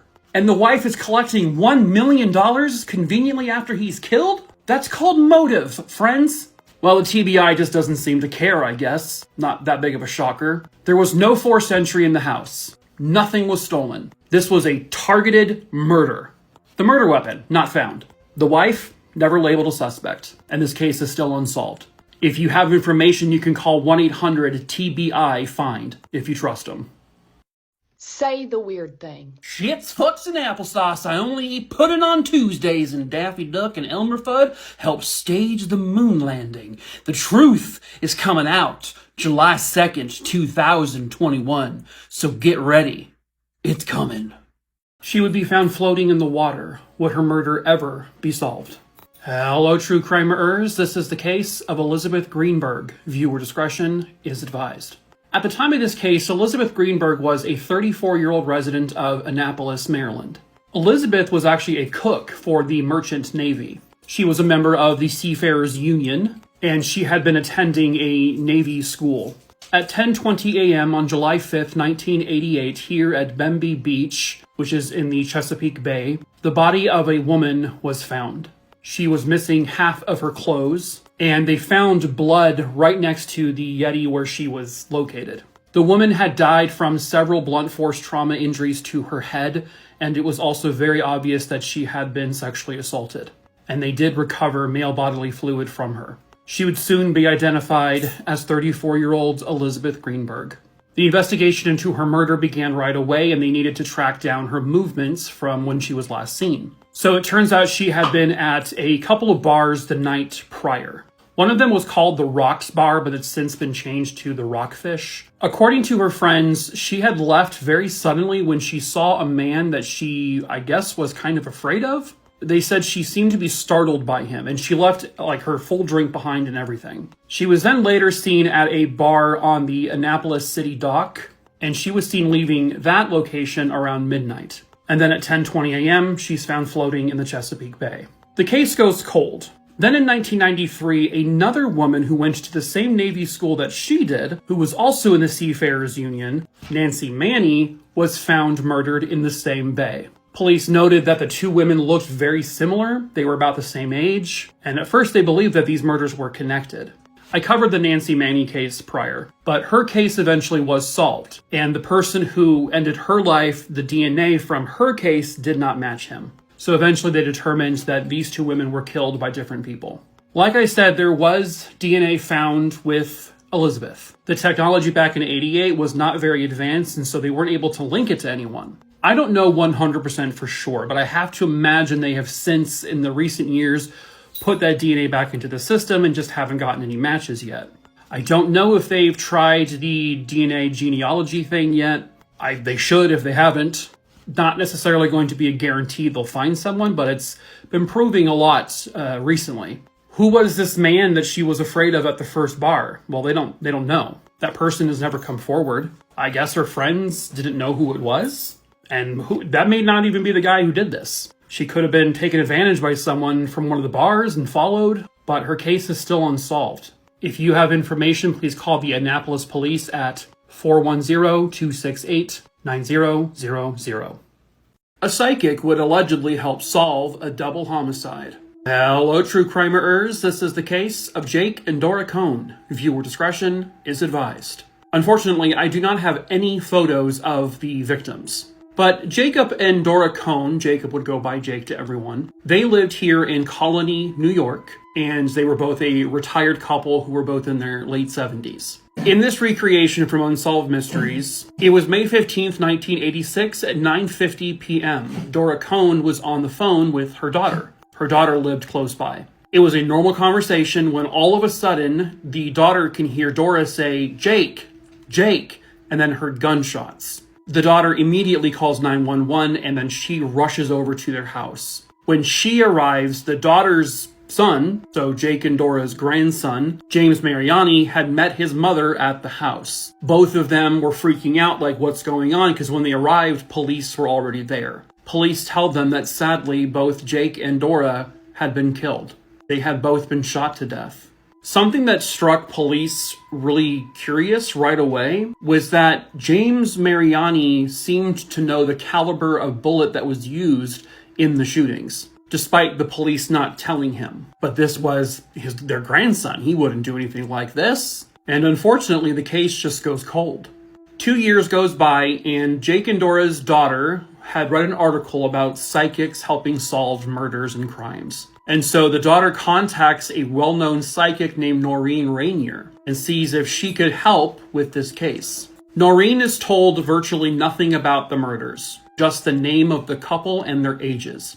While holding some of their personal items, she is able to actually accurately recite what happened at the murder scene. That Dora was on the phone and that she had screamed out the name Jake twice. Then she said that she felt like she had been shot in her head, and that's where Dora was shot. Then she can recount that Jake Cohn She was basically seeing through his eyes that he got up during the commotion and walked towards the kitchen. He then confronted two men where he or she says that Jake recalls knowing one of these two men. One of these two men had done work on their house, and she felt that Jake and Dora both knew who their killers were. She was then given a series of a bunch of photos. She had those photos all faced upside down so she never saw the images. And she would grab 3 images that she could not see the faces of and said that these are the 3 people involved. The first photo that they flipped over had nothing to do with this case. However, the second 2 photos were of James Mariani and a man named Robert Skinner. They are very good friends. And then that connected police to Keith Snare. Robert Skinner and Keith Snare were good friends with James Mariani, and they had helped do repairs and work on Jake and Dora's home. So, the 3 of these men were investigated based on the psychic's information. And then that's when witnesses would come forward to provide information, and they found out that I think 1 or 2 of these men had been seen or caught pawning coins that had been stolen from the home. They also had testimony that Robert Skinner was the alleged shooter, and that James Mariani, their own grandson, had organized this entire thing. The point of it was for them to rob them of cash and coins and expensive things to sell, but then it just all went to shit once they realized that Jake and Dora recognized them, and it was probably these 2 men inside the house while he was not inside. And then that's when the shootings happened. So, all 3 men are arrested and they are all charged with the murders, as well as charges to do with robbery and whatnot. James Mariani was sentenced to 40 years to life. Robert Skinner, from what I can see, he was sentenced to 62 years to life. And then it looks like Keith Snare also got 40 years to life. I'm not one to normally believe in this kind of thing. I believe in the supernatural, I believe in ghosts and all that, but I've always had a hard time wrapping my mind around psychics. But there's an episode of Unsolved Mysteries that showcases her and shows her doing an actual, psychic vision with police. And based on the police's own testimony of how she was definitely not told about most of the information about this case, the fact that she was able to accurately get everything pretty much almost spot on, and then even identify 2 of the 3 people involved through photos that were flipped upside down, it's just, what? Could she have been fed the information from elsewhere? Possibly. But regardless, she helped really kick this into high gear, and because of her help, the 3 people who did this are in prison. So ultimately, because of her, Jake and Dora Cohn got the justice they both rightfully deserved. A mother and daughter go missing together. One of them has been found, while the other is still out there. Hello, true crimeers. This is the case of Diane and Tammy Hollins. Viewer discretion is advised. Diane and Tammy were living here in Daytona Beach, Florida. Diane was the 31-year-old mother to 14-year-old Tammy. Tammy's father, Alfonso Hollins, was no longer in the picture. He and Diane had separated. But apparently, all 3 of them were still living under the same roof there in Daytona Beach. It was June 9th, 1979. Diane and Tammy had decided to go on a walk that day. They had last been seen walking down International Speedway Boulevard. This was pretty early in the morning, somewhere around 6 o'clock. They left all of their belongings back at the house because they fully intended to come back. However, they never came back home. It's actually not known where the 2 of them were planning on going that day. Was it just a normal walk for them? Did they have a destination in mind? Nobody knows. Diane doesn't show up for her work shifts. Tammy, 14 years old, isn't showing up to school anymore. It wouldn't be until 2 days later that Alfonso would actually report them missing. According to Diane's sister, the situation living in the house was kind of awkward because Diane was actually dating a man, this man, Ben Ponder. He was described as being a very peculiar man. He was originally from Georgia, but I don't know why it took 2 days for Alfonso to report them missing. 7 years later in Screven County, which is in Georgia, Skeletal remains were found in kind of a desolate area. At first, the coroner identified these as belonging to someone between the ages of 20 and 40. But it wouldn't be until 1992 when a new forensic person said, well, actually, this is someone between the ages of 15 and 20. Daytona Beach to Screven County is about a 3-hour drive. So once the new assessment came in about the new age of the skeleton, police in Daytona Beach thought, well, maybe this is possibly Tammy. But they couldn't confirm that. They didn't have dental records. But they did have DNA from it, and it wouldn't be until 2013 that those remains were finally identified as Tammy Hollins. Her cause of death has not been released. Her mother, Diane, has still never been found. I believe this is assigned to homicide detectives, so I'm assuming that this is a murder. The interesting thing is that Ben Ponder, he was from Screven County, Georgia. That's where the remains of 14-year-old Tammy were found. But before Tammy's remains were ever identified, he died in 2009. He is considered the primary suspect in this, but he's gone now, and they still need to find Diane. These two women deserve justice. And if you can help that, please call 386-671-5100. Hello, true crimerers. This is the 1-minute-ish case of Richard Root. Viewer discretion is advised. There is almost no information on this case. Richard Root was the owner and manager of the Credit Bureau of Eaton County, which I guess is in Charlotte, Michigan, near Lansing. The 65-year-old husband and father had gone to his office around 7:30 p.m. on the night of October 29th, 1983. He told his wife he would only be about an hour or so, but he never came home. This is because sometime shortly after he arrived at his office, he was abducted from his office. $150 in cash was stolen from the office. 10 days later, in a river near Potter's Park, the body of Richard Root was found. His hands and feet had been bound with rope. His cause of death has never been released, but obviously this is homicide. And that's all the information. So if you have information, please call 517-483-4600. Somebody abducted, robbed, and murdered this husband and father. And it's been long enough. So if you have information to help catch his killers, please come forward. It took over 25 years for a child to finally get justice. Hello, true crimerers. This is the case of Sall Chesebro. Viewer discretion is advised. At the time of this case, Sall Ann Chesebro was 6 years old. Quick side note, I was trying to look up how to pronounce that last name, and there seems to be a lot of mixed ways. But Sally was living with her family in Battle Creek, Michigan. And I know she had at least one sister whose name was Nancy. On March 9th, 1978, police were called to their home because Sally apparently had drowned in a bathtub. The parents tried to give her mouth-to-mouth to resuscitate her, and when ambulance arrives, they also attempt to resuscitate her, but unfortunately they cannot. So they're inquiring as to what happened, and the parents say she drowned in the bathtub, that this was an accident. And ultimately, the coroner back in 1978 agreed, and they ruled her death an accident. 14 years later, her sister Nancy goes to police with the story. She was there when Sally was killed by her parents. It was her sister that found her dead in the tub. Nancy told police that day, her and Sally were playing with nail polish. They had asked their mom if they could paint their nails. Their mom said yes, but wait until I'm there.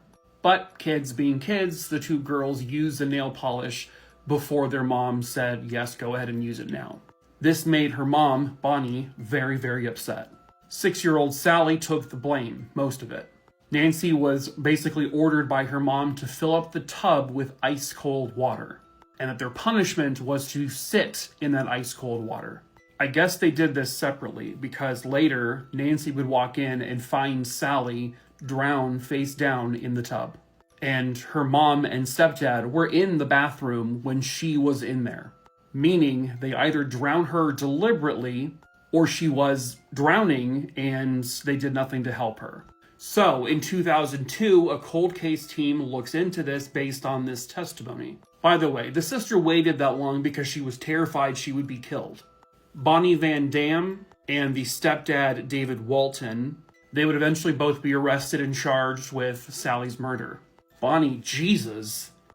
She goes on trial first, and she is actually found not guilty. From what I understand, Bonnie got off on a technicality. Oh, David Walton, he goes on trial next. Ugh. Bonnie testifies that she was terrified of the man. He was violent. But what they discern is that they held her deliberately underwater until she died. And so David Walton is found guilty, and he was sentenced to life in prison without parole. While the mom that helped kill her, well, she gets to be free. She goes missing and her car is found like this, but where is Brianna? Hello, true crimerers. This is the case of Brianna Maitland. Viewer discretion is advised. It was March 20th, 2004 when Vermont State Police would be notified of an abandoned vehicle found parked next to this barn. I guess locals know it as the Old Dutchburn Barn. And this is in Montgomery, Vermont. It was a 1985 Oldsmobile Delta that had apparently backed into the side of this building. The bumper was actually stuck to the foundation, but there was nobody around it. The car was unlocked, but the keys were missing. There were also 2 paychecks found inside the vehicle, and the paychecks belonged to this young woman here, Brianna Maitland. So police first go to the Black Lantern Inn, which is where Brianna Maitland worked, and they see if they can find her there, but she's not there. So the car is towed. On March 23rd, 2004, Brianna Maitland is officially reported missing by her family. She did not live with her family, that's why there was a discrepancy in time. Once police got wind of this, though, they contacted her mom and showed a picture of the vehicle they found, and the parents confirmed that that was Brianna's car. Brianna was last seen here at her work at 11:20 p.m. on the night of March 19th, 2004. According to her co-workers, everything went great. She had a normal shift and nothing seemed unusual. They said that, no one paid her a visit there and she didn't get any phone calls that night. And then she leaves and then suddenly she's never seen again. And then her car is found like this. Now, police said they also went back to the barn and they collected some evidence. There was a piece of evidence that was really close to where the car was. And eventually they were able to pull DNA from that item. Well, long story short, they were able to finally get a DNA profile. They apparently have 11 persons of interest in this case, and the DNA on that item did match one of those 11 persons of interest. However, that person has not been named. That person has also not been called a suspect. Vermont police have stated that they do not believe Brianna left the area willingly or on her own accord, and that this is a foul play situation. Other than the car being backed into the building, inside the car, there was no sign of any kind of struggle, at least not that they've shared, like no blood or anything like that. And there just doesn't seem to be much more information other than that. I did see one piece of information that a couple of weeks before she went missing, she got into some kind of fight with a girl at a party, and allegedly this fight was over a guy. And from what I understand, she did file a police report, but then she retracted it. That may have something to do with this, that may have absolutely nothing to do with it. There had also been rumors about drugs being involved here, and police have investigated that route as well, but there's still no information, no solid lead. If you have information, please email angela.baker@vermont.gov or call 1-800-CALL-FBI. Within moments of this video, 7 people will be dead in one of the worst freak accidents. Viewer discretion is advised. This story happened actually just a few years ago in 2021. It happened here at the Public University of El Alto in Bolivia. The incident occurred within the financial sciences portion of the building, and I believe this is at least 4 stories up. It was March 2nd, 2021 at about 8 o'clock in the morning. The students you see kind of packing in here were actually there for a protest. They were protesting, I guess, against the economic, financial, and administrative science branch of this school. And you can see there's quite a few people packed in here. All of a sudden, the railing bends and then completely falls off. And then you see what looks like just a bunch of people just falling. Okay, I'm filming this segment the next day because I tried to upload this video twice. TikTok won't let it happen. It just keeps taking it down. Even though, because I tried to show the video with me covering it up, even put blurring images over it. Nothing bloody or gory is shown. I don't show anyone actually hitting the floor. TikTok does not allow it. Just won't let it happen. So you're gonna have to look up the video yourself if you want to see it. But I apologize. I tried including it twice. Can't do it because this app is very sensitive. Okay, back to the video. This young woman right here got insanely lucky. There were at least 2 people that I can see that instantly grabbed her as the railing basically was taking her. I mean, she was probably centimeters from death. Sadly, that cannot be said for at least 7 other people. Now, this is the best shot I could find, but you can see that it's like a straight shot down, like a typical building with this kind of like corridor. And so at least 7 students would fall all 4 stories and land on the concrete below. I believe 3 or 4 of them would be pronounced dead at the scene. The others would be pronounced dead later at the hospital. And 4 or 5 other people were very seriously injured.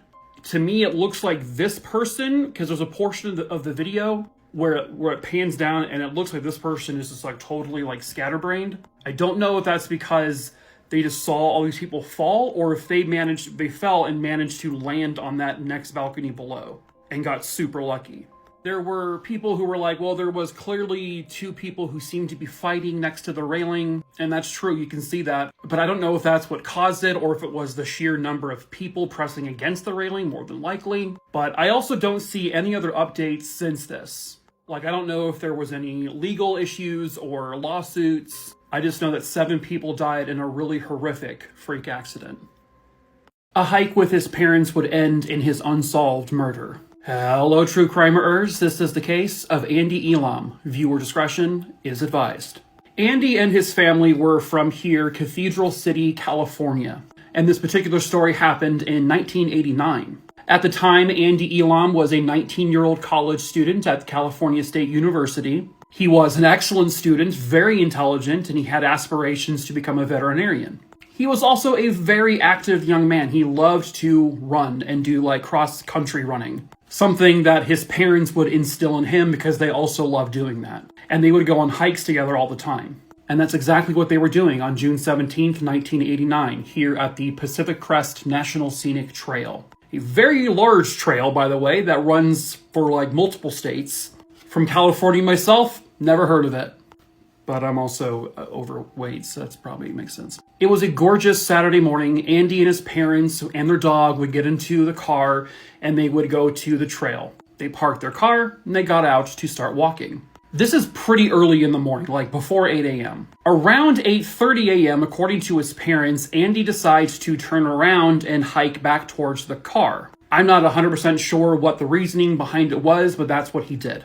When the parents got back to the car sometime later, the car had clearly been broken into. The mom's purse was stolen. A garage door opener was stolen. And one of the tires had clearly been slashed. And Andy was nowhere to be found. So the parents call police and they begin a search. About 6 hours into that search, they find him. They would find the body of 19-year-old Andy Elam, and he had been murdered. He had several blunt force trauma injuries to his skull, and it has baffled police ever since. The motive, honestly, does appear to be like someone was breaking into the family's car, and Andy, we know, was going back towards the car. Did Andy stumble upon this break-in, try to stop it maybe, and so the people who were breaking into the car, must have been more than one, took him aside and killed him because he was now a witness, or killed him when he was trying to fight back. That's the thing, no one really knows because there were no witnesses. Nobody saw a thing. I guess there was no one else parked or hiking along that path at that exact time. Which makes sense because if they're breaking into the car, they're obviously going to do it when nobody's looking or around. And so ever since, police have been asking for the public's help with any information, and they still don't have that answer. But somebody somewhere out there had to have known what happened and who did it. And maybe that person blabbed. And so maybe you have that information. If you do, please call 951-955-2777. Help catch his killer.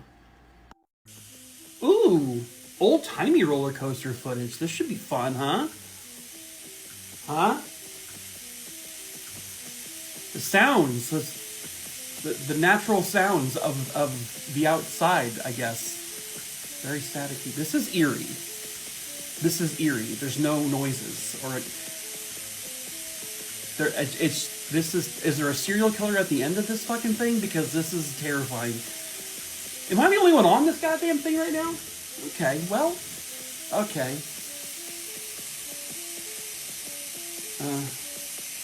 Am I in a snuff film? Right. Well, I'm gonna get off now. Bye! Hello, true crimerers. This is another Deaths at Theme Parks, and we're actually at a theme park that's dead, so viewer discretion is advised. So this video happened at Lincoln Park, a theme park in Dartmouth, Massachusetts. It opened back in 1894, back when I was doing my third try at my freshman year in high school. It was a rough time. But when larger theme parks began to open, the popularity of this place began to wane. And it has like this sort of like Nuka-Cola World vibe from Fallout. But it would be ultimately from a couple of deaths. That's why this place would eventually close. Their deadliest incidents happened here on the Comet Coaster. The Comet was built in 1947 for $80,000. In the 60s, a man decided to stand up on the roller coaster at some point, and he fell from the very top of the roller coaster and landed on the ground below. In another incident, a maintenance man was doing work on this roller coaster, and apparently from a high location, he also fell from the track and landed on the ground below. In 1968, and by the way, this is what it looks like now, the train would essentially derail and it began to roll backwards and it slammed into another train, causing people to fly out of the carts. Luckily, when this happened though, they were on a lower portion and nobody died. Then in 1986, another man, a patron of the theme park that particular day, was on the Comet, and for whatever reason, he also decided to stand up and jump into another car, or train, or cart, or whatever you want to call it. This caused him to fall almost 60 feet to his death. I guess that still wasn't enough, and in 1987, there would be another disaster, but nobody died. But the train would derail and it hung off of the tracks. People were literally hanging onto it. The ride would close after this incident, and soon afterwards the park itself would close. These are some abandoned images, and basically now it's nothing but a ghost world. Within moments of this photo being taken, one of these two individuals would be deceased. Hello, true crimerers. This is the case of Deanna Wild. Viewer discretion is advised. Deanna Jalen Wild was born on March 8th, 1967, and she was originally from Kentucky, but at the time of this case, she's living in California. She had actually moved to the San Diego area because of a man who she married, but the two of them separated by 1987. This is the beautiful Big Sur, California. On April 2nd, 1987, Deanna would actually be at this location with a couple of her friends. Her friends, married couple Virginia and BJ McGinnis. She was actually living with them at the time. On that April 2nd day, Virginia and BJ would run to the nearest store to report that someone had fallen off a cliff. They said that 20-year-old Deanna, who was wearing high heels, slipped and fell when she got too close to the edge, and she fell 500 feet. Deanna's autopsy was done by someone who was not actually a forensic pathologist, so they were not super experienced. That person said that this was an accidental fall, and that was it.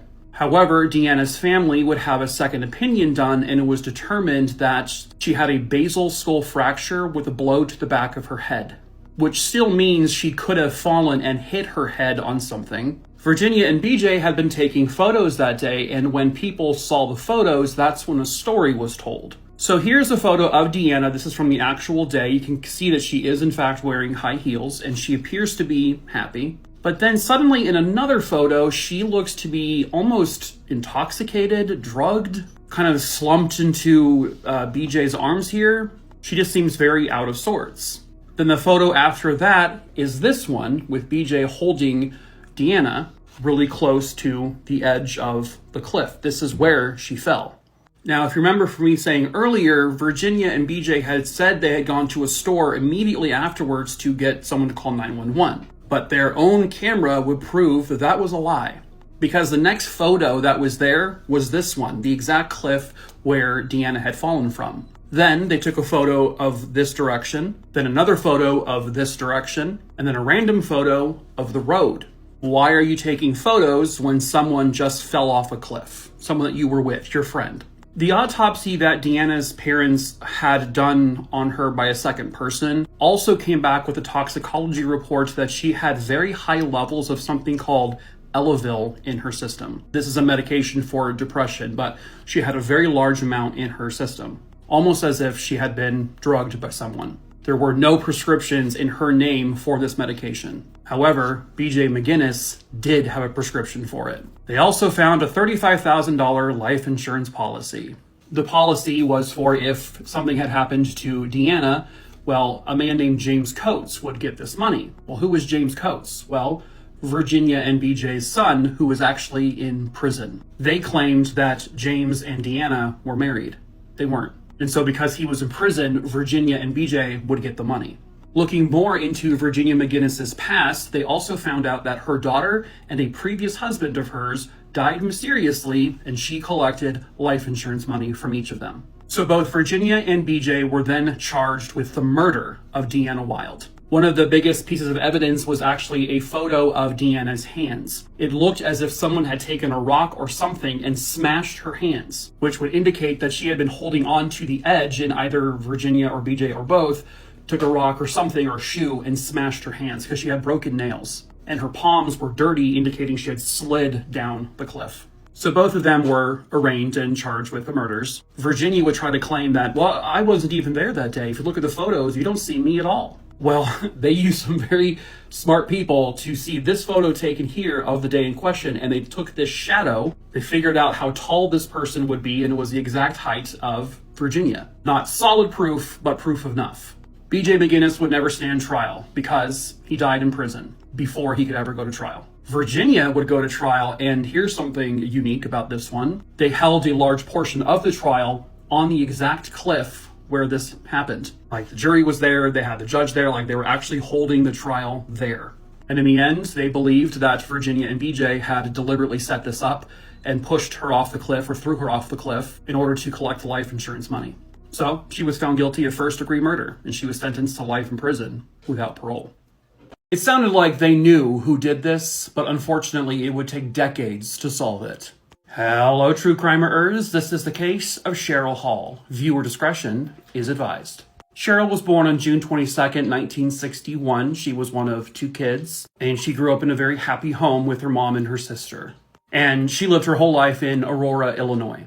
In 1979, Cheryl would marry the absolute love of her life, Chuck Hall. The two of them were described as soulmates. Their wedding day was absolutely the happiest day of both of their lives. People would say that Chuck, they had just never seen him happier than the day of their wedding. And for 20 months, that happiness just seemed to never go away. But that's as long as their marriage lasted because of a tragedy. It was approximately 6 p.m. on September 9th, 1981. Chuck had come home from a long day at work, and this is the apartment building they lived in. He walks into their house, calls out for his wife's name. She doesn't respond. He walks into the bedroom, and he finds something that would scar him for life. His wife, Cheryl, partially clothed, was hanging with a cord around her neck from a doorknob of the bedroom door. She was deceased, and it was a cord from their clothes iron that was used to strangle her. The coroner determined that this was a strangulation that was done to her by somebody else. Chuck's entire life just shattered right then and there. He was incredibly devastated, and his behavior, his reaction, all seemed and felt incredibly genuine. But of course, once police arrive, he's the first person they suspect of doing this because, as we all know, it's pretty much always the husband. But they found no cracks in this marriage. They were very much in love with each other. And Chuck had an alibi. He was at work, and this was confirmed. There was no way he could have done this himself. And so while police did kind of drag him along for some time, eventually they did clear him from any responsibility from this murder. There were signs of a struggle in the bedroom. However, there was no forced entry into the house. The windows weren't broken or cut. The door was not kicked in. Nothing was broken. Also, nothing was stolen from the house. Cheryl's purse was hanging from another doorknob with the cash inside. And Chuck would say that nothing appeared to have been taken. This poor man, he essentially blamed himself for this. He was so distraught and felt that he should have been there to protect her. Everybody knew he didn't do this, but he would just constantly blame himself for not being there. He did provide police with someone he believed did this, a co-worker of his named Larry Galloway. Larry was his co-worker, but also kind of like casual friends with him and Cheryl, but he always made Cheryl feel really uncomfortable. According to a friend of Cheryl's, I guess a few weeks before the murder happened, Larry had invited himself to their apartment, Cheryl and Chuck's apartment, when Chuck wasn't there. And that made her feel very uncomfortable and kind of scared. Police wanted to talk to him, but he essentially refused. He refused to take a polygraph. He would not cooperate with police whatsoever. Police tried to kind of tail him just to see if they can get DNA from him over the years, but he always was one step ahead of them. He always held on to like his coffee cups or soda cans or whatever, just so that police couldn't go and get them. Because there was DNA left behind at the crime scene, male DNA that was not Cheryl's husband, and so they believed there was DNA from her killer. His behavior now seemed extremely suspicious. He didn't have an alibi either, not a solid one. But police couldn't do anything because they didn't have the technology back then to say for sure like his DNA would have matched the DNA at the crime scene. One, because they couldn't get his DNA. They didn't have enough probable cause to get a warrant. And so unfortunately, Cheryl's case just goes cold, and it stays cold for some time. Chuck would eventually remarry many years later. He ended up having a couple of kids, but he never, ever let Cheryl's death go. He had a hard time moving on. He visited her grave all the time, and his new wife said it was almost like she was competing with a ghost. He just really, really, really wanted justice for Cheryl. Fast forwarding now to 2008. Larry Galloway probably thought, they've stopped investigating this case. And then he eventually got sloppy. One day, Larry goes to a Chili's. Investigators are still tailing him. And they were watching him eat, and they saw him leave, and they were able to take a straw from a drink they knew he was drinking from. The DNA found underneath Cheryl's fingernails was a match to the DNA left on his straw. So he was officially arrested and charged with her murder.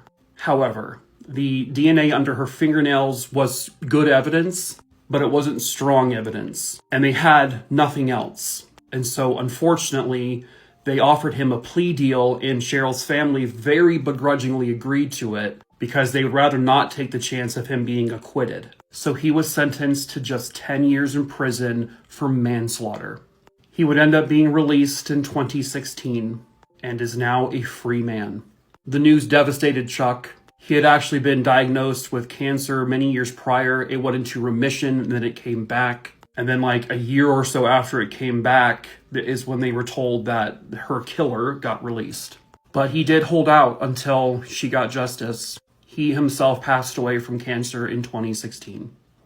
A missing child would be found, and then they discovered a second body.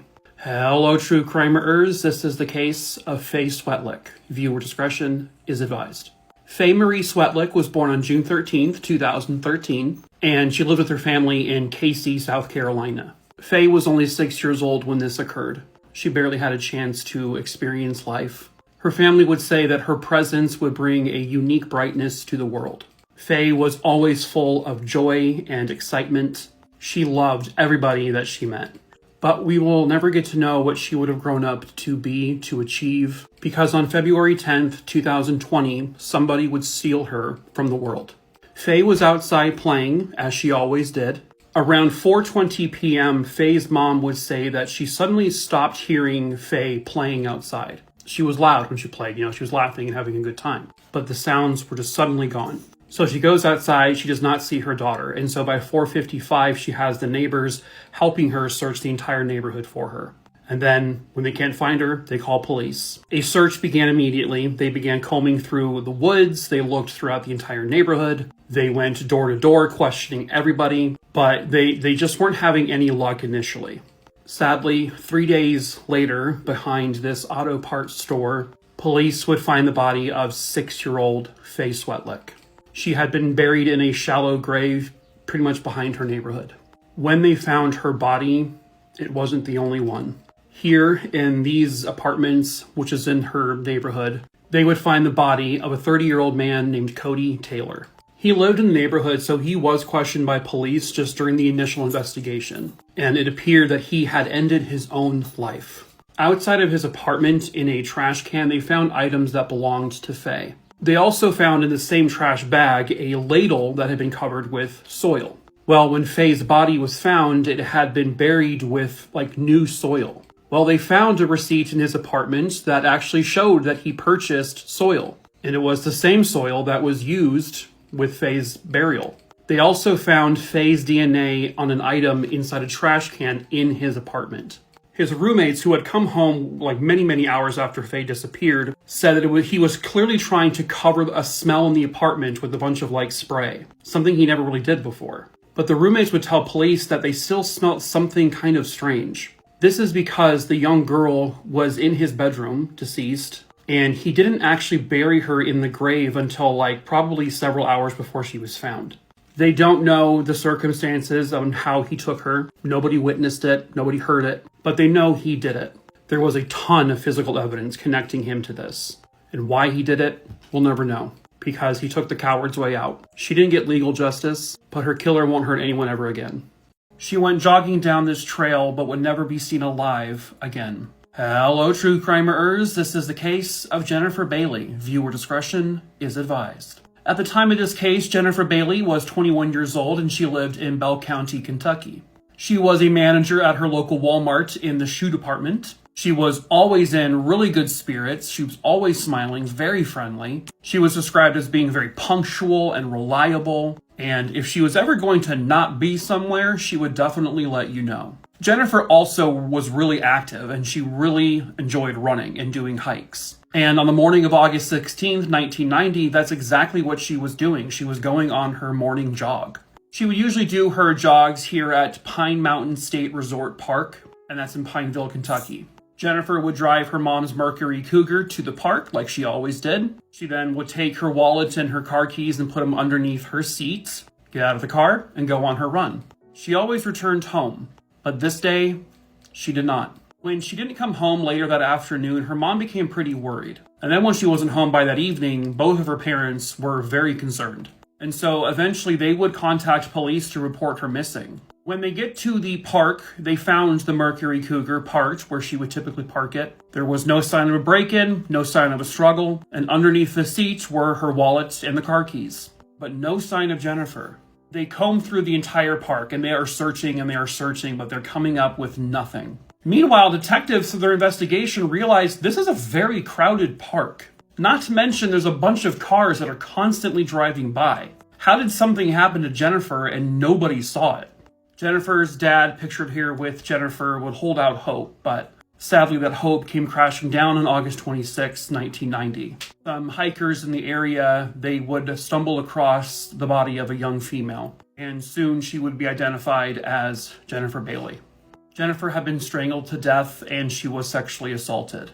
In September, the police would say they had a suspect in custody, but that suspect would eventually be cleared. Apparently, this guy had committed some very similar crime nearby. Then, police released these two composite drawings.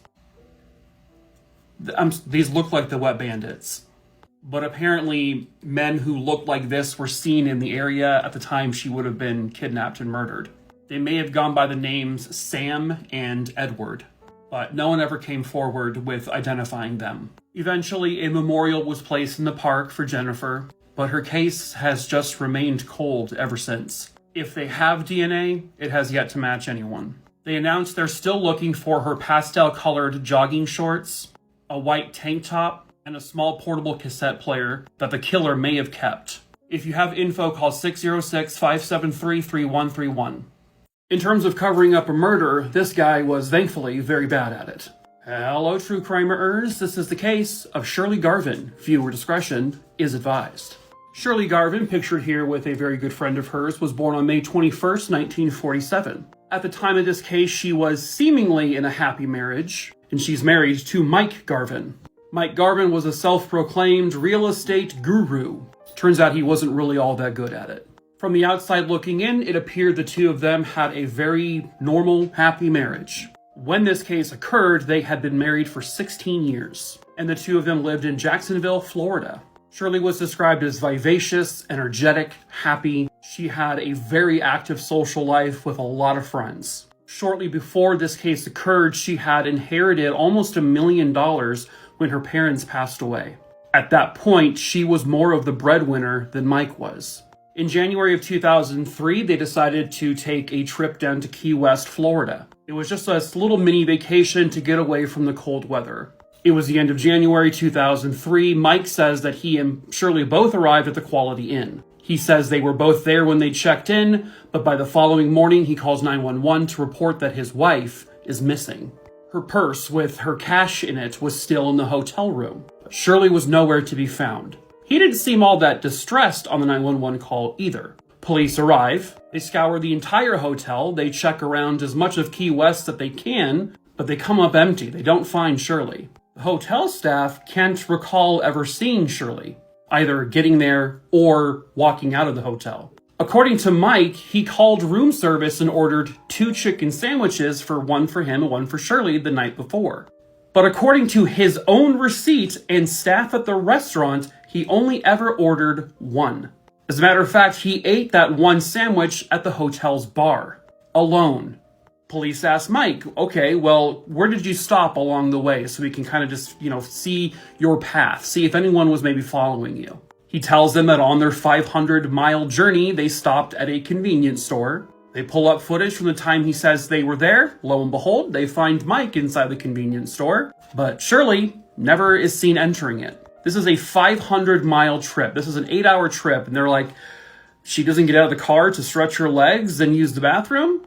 Not to say that she wasn't still in the car, she could have been, but they found it unusual.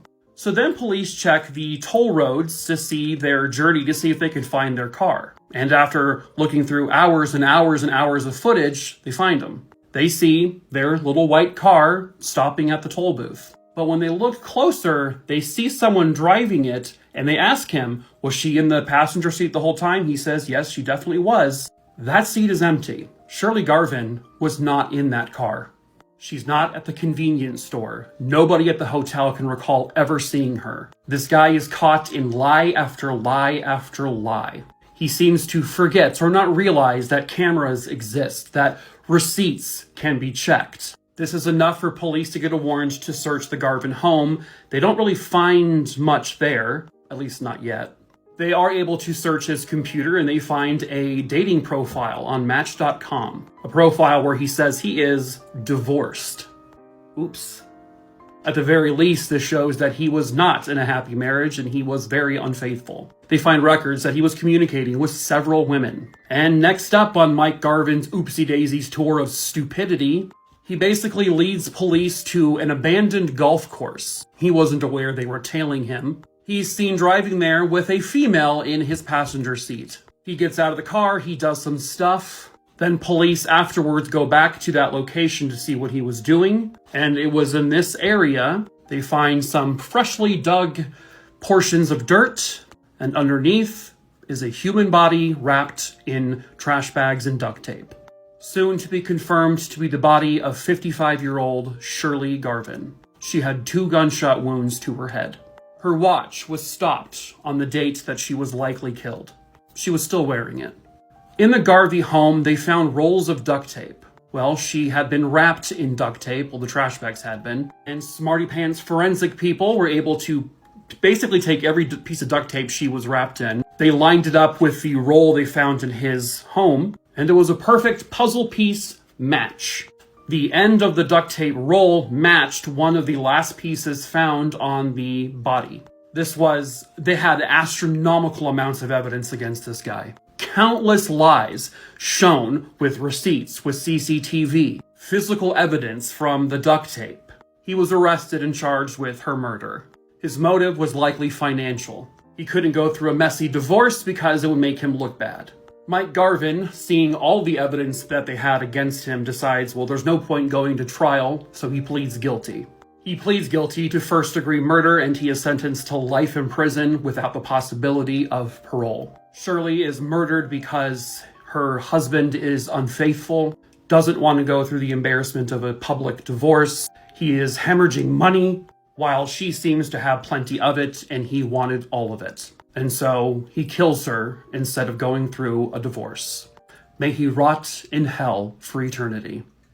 She was last seen in this house and then never seen again. Hello, true crimerers. This is the case of Cleishindra Hall. Viewer discretion is advised. At the time of this case, Cleishindra Denise Hall was an 18-year-old high school senior, and this was in Pine Bluff, Arkansas, and she was set to graduate high school a month after this story happened. Cleishindra was really hoping to one day become a pediatrician. She really wanted to help kids. And she was always a well-behaved kid, never got into any kind of trouble at school, didn't run with the wrong crowds. She had a very bright future ahead of her. She was planning to do an internship after high school, and then I guess after that she was going to go to college in Tennessee. But that unfortunately would never get to happen. It was May 9th, 1994. Cleishindra was working at a doctor's office, and actually the doctor's office was the doctor's home. She would typically work sometimes after school and on the weekends, and doing just like clerical work for him. On that May 9th, 1994 day, Cleishindra was dropped off at the doctor's house by her mother. According to her mom, Cleishindra called her at about 8 p.m. that night, stating that she still had some work to do at the doctor's office and was not ready to be picked up yet. She said she would call her mom when she was ready, but that call never came. According to Dr. Larry Amos, the man she worked for, Cleishindra left his house at 8:30 p.m. According to him, she was seen getting into a vehicle, an unknown vehicle. She was wearing a white shirt and short set with a navy blue polka dot pattern on the shorts and blue stripes on the shirt. She had on white socks and white athletic shoes. The doctor does not know the person who was driving the car. Cleishindra's mom would later wake up around 1 o'clock in the morning at the house she lived in, and Cleishindra still wasn't home. She also never got a call from her, which was very unusual because Cleishindra always got a ride home from her mom. So her mom calls police, they make her wait 24 hours because, you know, and then officially she is reported missing.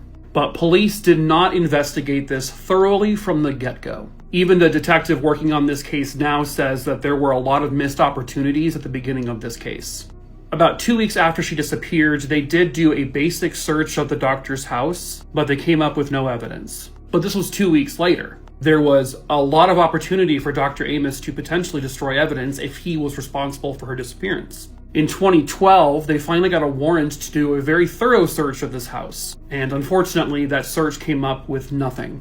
Dr. Amos, pictured here, still lives at that house, at least back then. He has never been named an actual suspect, but this is the last place she was at, and police say that she was likely kidnapped or abducted, but probably by someone she knew and trusted. The problem is who the heck is that? Nobody knows. How come the doctor couldn't give a very good description of the car she got into? Like, he has no description of that car at all. That's very strange. Cleishindra Hall has never been seen by anyone ever again. Not even like false sightings. Dr. Amos has cooperated with police and FBI. And again, they've gotten nothing from it. Nothing concrete. He may have nothing to do with this at all. And this could have very easily been an actual kidnapping or abduction. But he said she got into a car and it looked like she knew the person and she was trusting enough to get into that car. They've looked into her friends and acquaintances, and again, they have no suspects. Her social security number has never been used. All of her belongings were actually left at home. She didn't bring her purse or anything with her when she left her house that day. And so now they are just stuck at what happened to Cleishindra Hall. She was there one moment and then suddenly she was gone forever. If you have information about the whereabouts of Cleishindra Hall or what happened to her that day in 1994, please contact the Pine Bluff Police Department at 870-541-5300. You can also call 1-800-843-5678. That's like a National Center for Missing and Exploited Children number. If you have information that can either bring her home or get her justice, please provide that information. A question lingering on the minds of Wisconsin police for 45 years is, who killed Don Schnetzer? Hello, true crimerers. This is the case of Don Schnetzer. Viewer discretion is advised. I don't have much information on Dawn, but at the time of this case, she was living in Menasha, Wisconsin, and she was 17 years old. At the time this case occurred, she was staying, I guess, at a friend's house, this one, but I don't know if that means she was living there or what. But on September 15th, 1978, Dawn Schnetzer would work her job at, I guess, a toy factory. I think it was called Hortonville Manufacturing. Dawn worked her shift like normal. Nothing seemed out of the ordinary. She was her typical self. Then she left work. According to police, a man on a motorcycle, I guess, gave Dawn a ride from the toy factory to this area, Broad Street in Appleton. And the motorcycle guy dropped her off on this street, which is where she was staying at with her friends at that one house they showed. And then according to police, the motorcycle man drives away and goes home. Dawn is reported missing pretty soon after this, because Dawn never got into contact with her family. And I believe the people she was staying with didn't see her come home that night. I'm a little vague on that. But sadly, on November 4th, 1978, the nude body of a young female was found in this exact area, I guess located on County BB Road, St. John. The girl only had on a pair of socks, and I guess her clothing was within feet of her body. The body was badly decomposed, indicating that it had been there for a long time. And I cannot find of any records of what her cause of death was. But police ruled this a homicide. And they would soon be able to identify her as the missing Dawn Schnetzer. And then the mystery begins. There's not a ton of information here. It sounds to me like police have spoken directly with the guy on the motorcycle. And that guy has never been named a suspect. Who that man is, I don't know. I have to also believe they've interviewed all of the friends she was living with, her co-workers, etc. And still, they have not come up with a suspect or a reason for this to have happened. There's a lot of questions they have, and they have virtually no answers to those questions. I know they've had like 11 or 12 persons of interest over the years, but have never developed into anything more serious than that. They, back in 1978, didn't even know what DNA really was, and so they didn't really collect it properly if there was any. However, they have hoped that maybe in recent years they can pull DNA from something they found at the crime scene. But so far, no luck. And now this case is just a pile of questions and no answers. They don't have much information to work with, but they are still trying. If you have information about the murder of Dawn Schnetzer, you can contact the Calumet County Sheriff's Department at 920-849-2335. Just a few seconds later, one of these two men would die in one of the worst deaths imaginable. Viewer discretion is advised. This story happened at a grocery store in Kazakhstan in 2023. What you see here is basically two men offloading some bread and bakery supplies off of like a dumbwaiter type thing. It's not quite an elevator, but it's not quite a normal dumbwaiter. It's like somewhere in between, like industrial sized. Everything seems to be going normal when all of a sudden it isn't. So I'm going to show you the video, but I'm going to have to cover up the bad stuff because, well, you all know. So obviously everything appears to be going normal. I don't know how much weight these things can hold. I imagine it's not much, but this is where I have to cover it. This elevator dumbwaiter thing just completely collapsed, taking one of the men with it.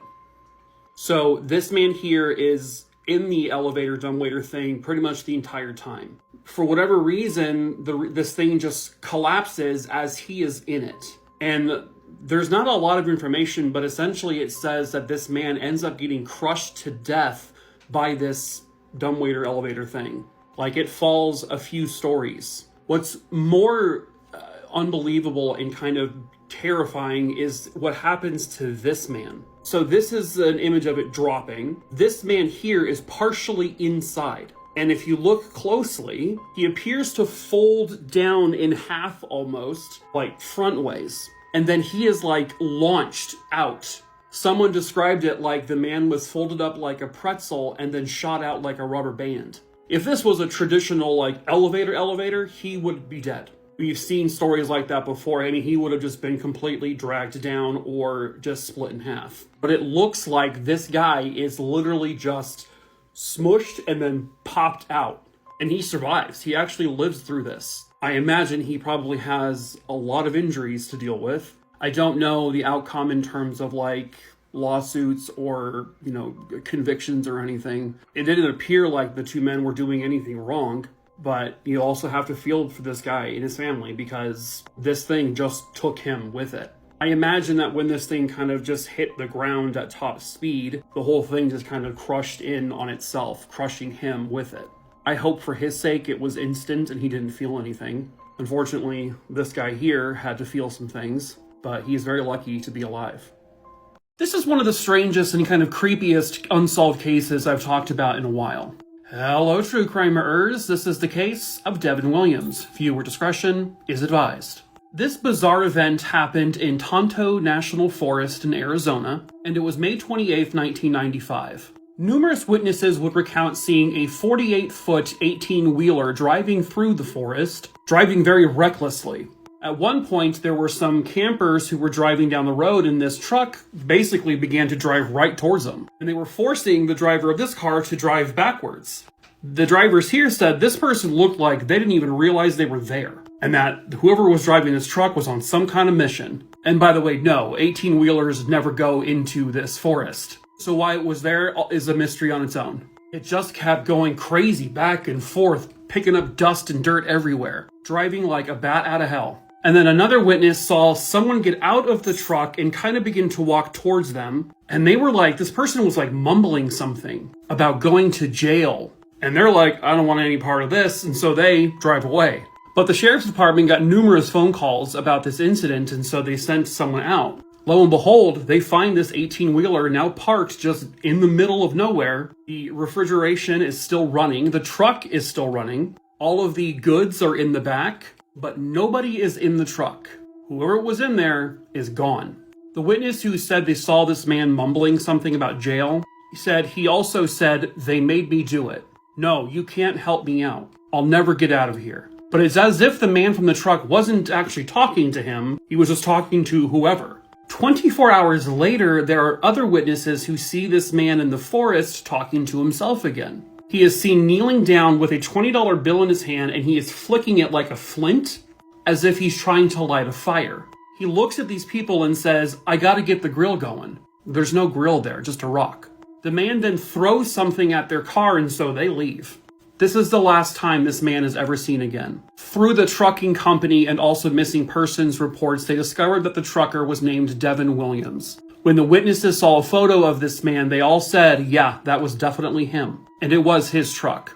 He was a married man with 3 kids. It sounded to police like maybe he was on something, right? But his family was like, he had never done anything like that before. The trucking company who hired him, they do, drug tests, and they said he's always passed. Doesn't mean he wasn't on them then, but searchers will go on ATVs and they search this entire area. They search on foot, they bring in dogs. They cannot find him anywhere.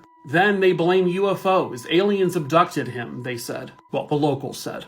It's the only explanation for his bizarre behavior and the fact that he is just gone. He had never shown behavior like this before, ever. Something truly bizarre was going on with him that day. But what? So they figured out that Devin Williams was a trucker from Kansas. He had gotten into his rig in Kansas, drove to California, dropped off his load. They loaded up his truck with the goods that were found in the truck in Arizona, and then he was going to be heading back towards Kansas, but obviously he never got there. Everyone in California who worked with him, who saw him when he was loading the truck and all that, said he seemed absolutely normal.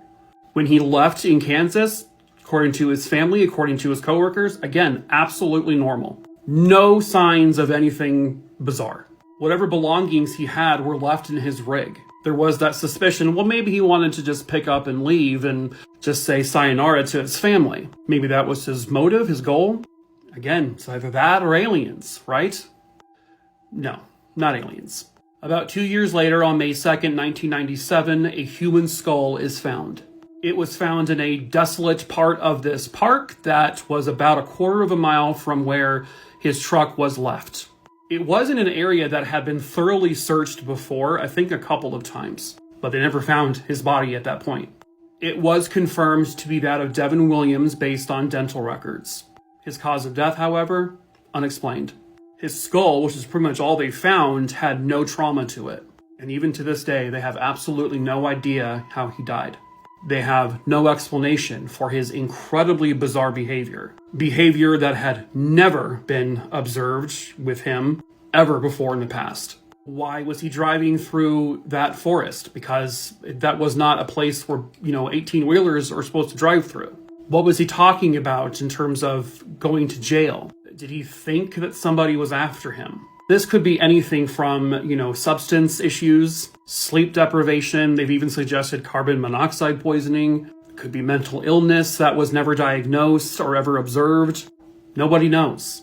He drove into Tonto National Forest that day and drove around recklessly and acted insanely bizarre.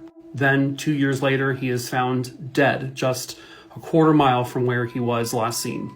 With no explanation, no answers, what on earth was going on and what happened to Devin Williams. This may be a case that will remain an unsolved mystery forever. Sure, this is John. I'm really getting freaked out. Can you call me back? They say you're not at work and I can't get the sheriff's officer to tell me anything. Please call me back. I'm in room 517 at Center.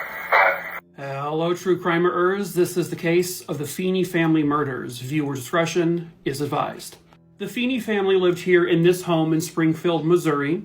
The family consisted of John and Cheryl and their 2 children, Tyler and Jennifer.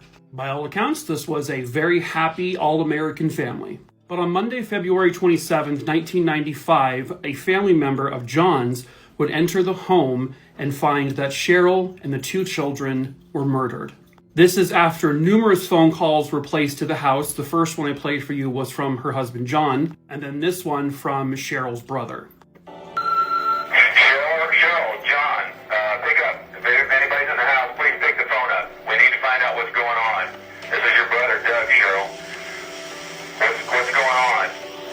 There were about 10 messages left on the answering machine. The final one was from John himself, which would eventually strike investigators and prosecutors as a bit strange. All 3 family members were found in the house face down. Cheryl was found beaten to death with blood all over the room, and the words "die" and "bitch" were written on the wall in paint. 6-year-old Tyler was found in his room and he had been beaten to death with a pipe. 1.5-year-old Jennifer had been strangled with a shoelace. John was not home. John had allegedly been attending a teachers' conference about 90 miles away that weekend. Despite this, and despite police having multiple witnesses who stated that he in fact was there at the conference all weekend, including the day that the family was likely murdered, which would have been that Sunday, despite witnesses seeing him there, despite him having receipts for a McDonald's he said he passed through the morning of when the bodies were found, being far away, they would still end up arresting him and charging him with the murder of his family. Well, what did they base this off of? Because there was absolutely not a single shred of physical evidence connecting him to the murders. Well, John, he had been having affairs with multiple teachers. So they speculated that maybe there was a fight that happened between John and Cheryl and he killed his family out of rage because, maybe Cheryl found out. Apparently, photos of the family in the house were all turned around so that I guess the killer couldn't see them, which would also suggest to police that he did it and out of guilt he faced their photos away. However, there had been a very obvious sign of attempted robbery at least. The house had been ransacked, drawers had been pulled open, Cheryl's purse and a lot of her jewelry was missing and has never been found. There was some sort of forced entry into the house, and this is them collecting evidence, but what I mean by sort of is that it appeared that one of the doors had been taken off its hinges, but with a screwdriver, but not actually kicked in. They also found Cheryl's vehicle still parked in the garage with a bunch of the belongings that would have potentially been stolen from the house in her trunk. And with the words "die" and "bitch" being written in blood on the wall, police really began to speculate that this entire crime scene looked staged, as if someone wanted to make it look like a failed robbery and that turned to a murder, which gave them more credence to arrest and charge John, that he did this intentionally to make it look like somebody else. There was also $500,000 worth of life insurance policy on Cheryl. John had taken out one of those policies literally just a few months prior to the murders. He would also claim with insurance claims about stolen items as well. So they believe the motive that he had would have also been financial. Eventually, he did get that money.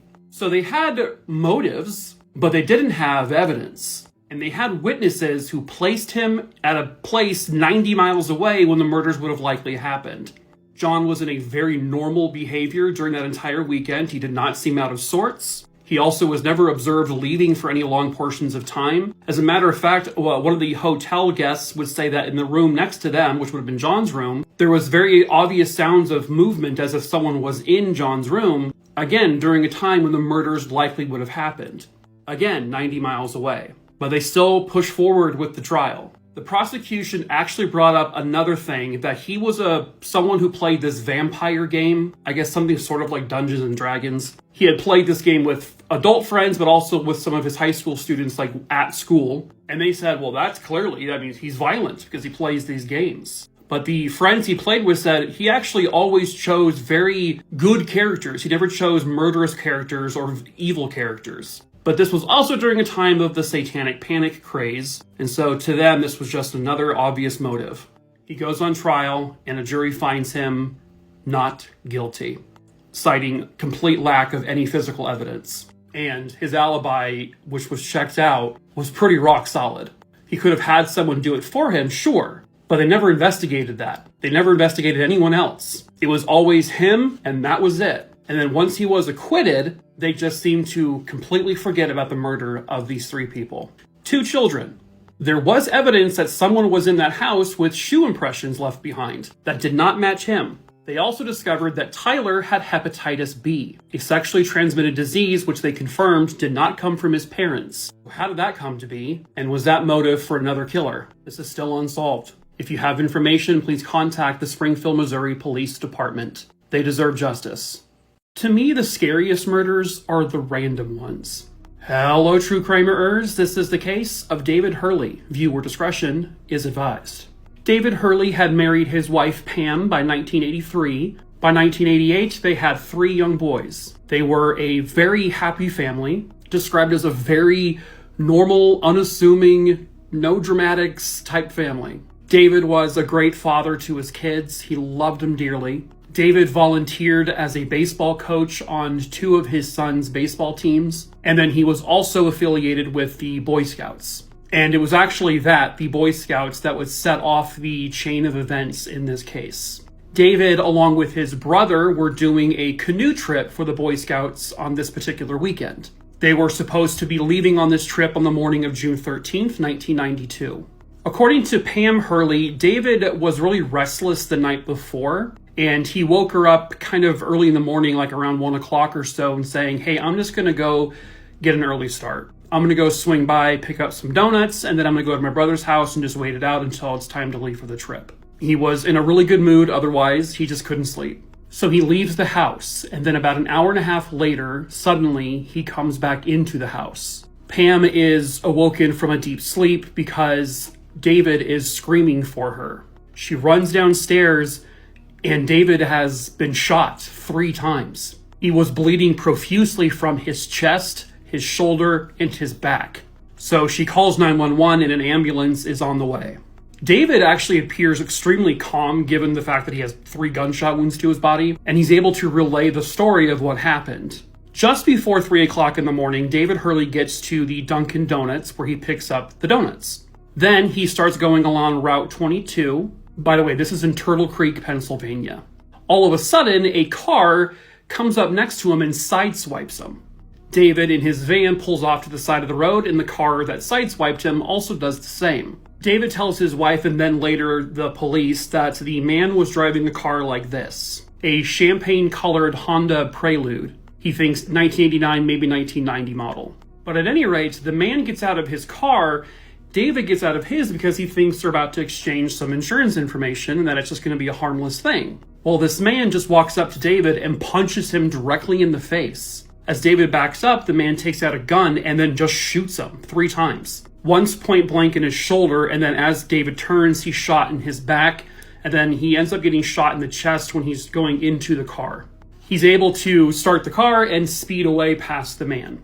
I guess they determined that this was a .380 semi-automatic weapon. So David, just in this complete panic, drives all the way back to his house. And then he calls out to his wife and he's rushed to a hospital. David Hurley is rushed into emergency surgery, and according to the doctors, it was going well until they noticed that he had some extreme internal bleeding from a lacerated liver. Not to mention, he also had a gunshot wound directly to his chest. And while the surgery started off well, it ended bad. David Hurley would end up losing his life. He had gone into acute cardiac arrest, and that was it. He was 34 years old, and he was a wonderful dad. He was a good guy, a great husband, well liked by everybody. And then just because he decided to leave his house at just that one moment, a series of events occurred that would lead to his death. Had he left his house 3 minutes earlier or later, had he walked out of the donut shop 40 seconds later or earlier, he may not have ever come across this crazy person in their car. And he would have gone and done the canoe trip with the Boy Scouts, and he would have come home and lived the rest of his life with his wife and kids. But sadly, that's just not what happened. David described his assailant as a young black male in his mid to late 20s. This is again back in 1992. David said there was nothing unusual about the man's description. He seemed like a very normal looking dude, and this was the car the man was driving. More than likely, his car probably had some paint swipings on it from the impact, and he probably had some damage, according to David, and he would have likely maybe had gotten it fixed within a couple of days. But the man was never identified. In 1995, there was a small break in David's case when the gun that was used in another homicide they discovered was the same gun used to shoot and kill him. However, they did determine that this gun had somehow transferred over to another person, that the person that had it now to commit this next murder wasn't the same person who shot David. And so ultimately, that led to nowhere. I'm guessing the guy wouldn't reveal where he got the gun from. I'm not sure. Allegedly, police have stated that they believe they may have a suspect in this case. However, they have absolutely no evidence to prove that case. I guess they were relying on an unidentified woman who may have information, but she's not revealing what she knows. But David Hurley is a murder victim of just random circumstance. His 3 children and his wife don't get to have him in their lives anymore. And so if you have information about his murder, you need to come forward. And if you do, please contact the Turtle Creek Police Department at 412-824-2500.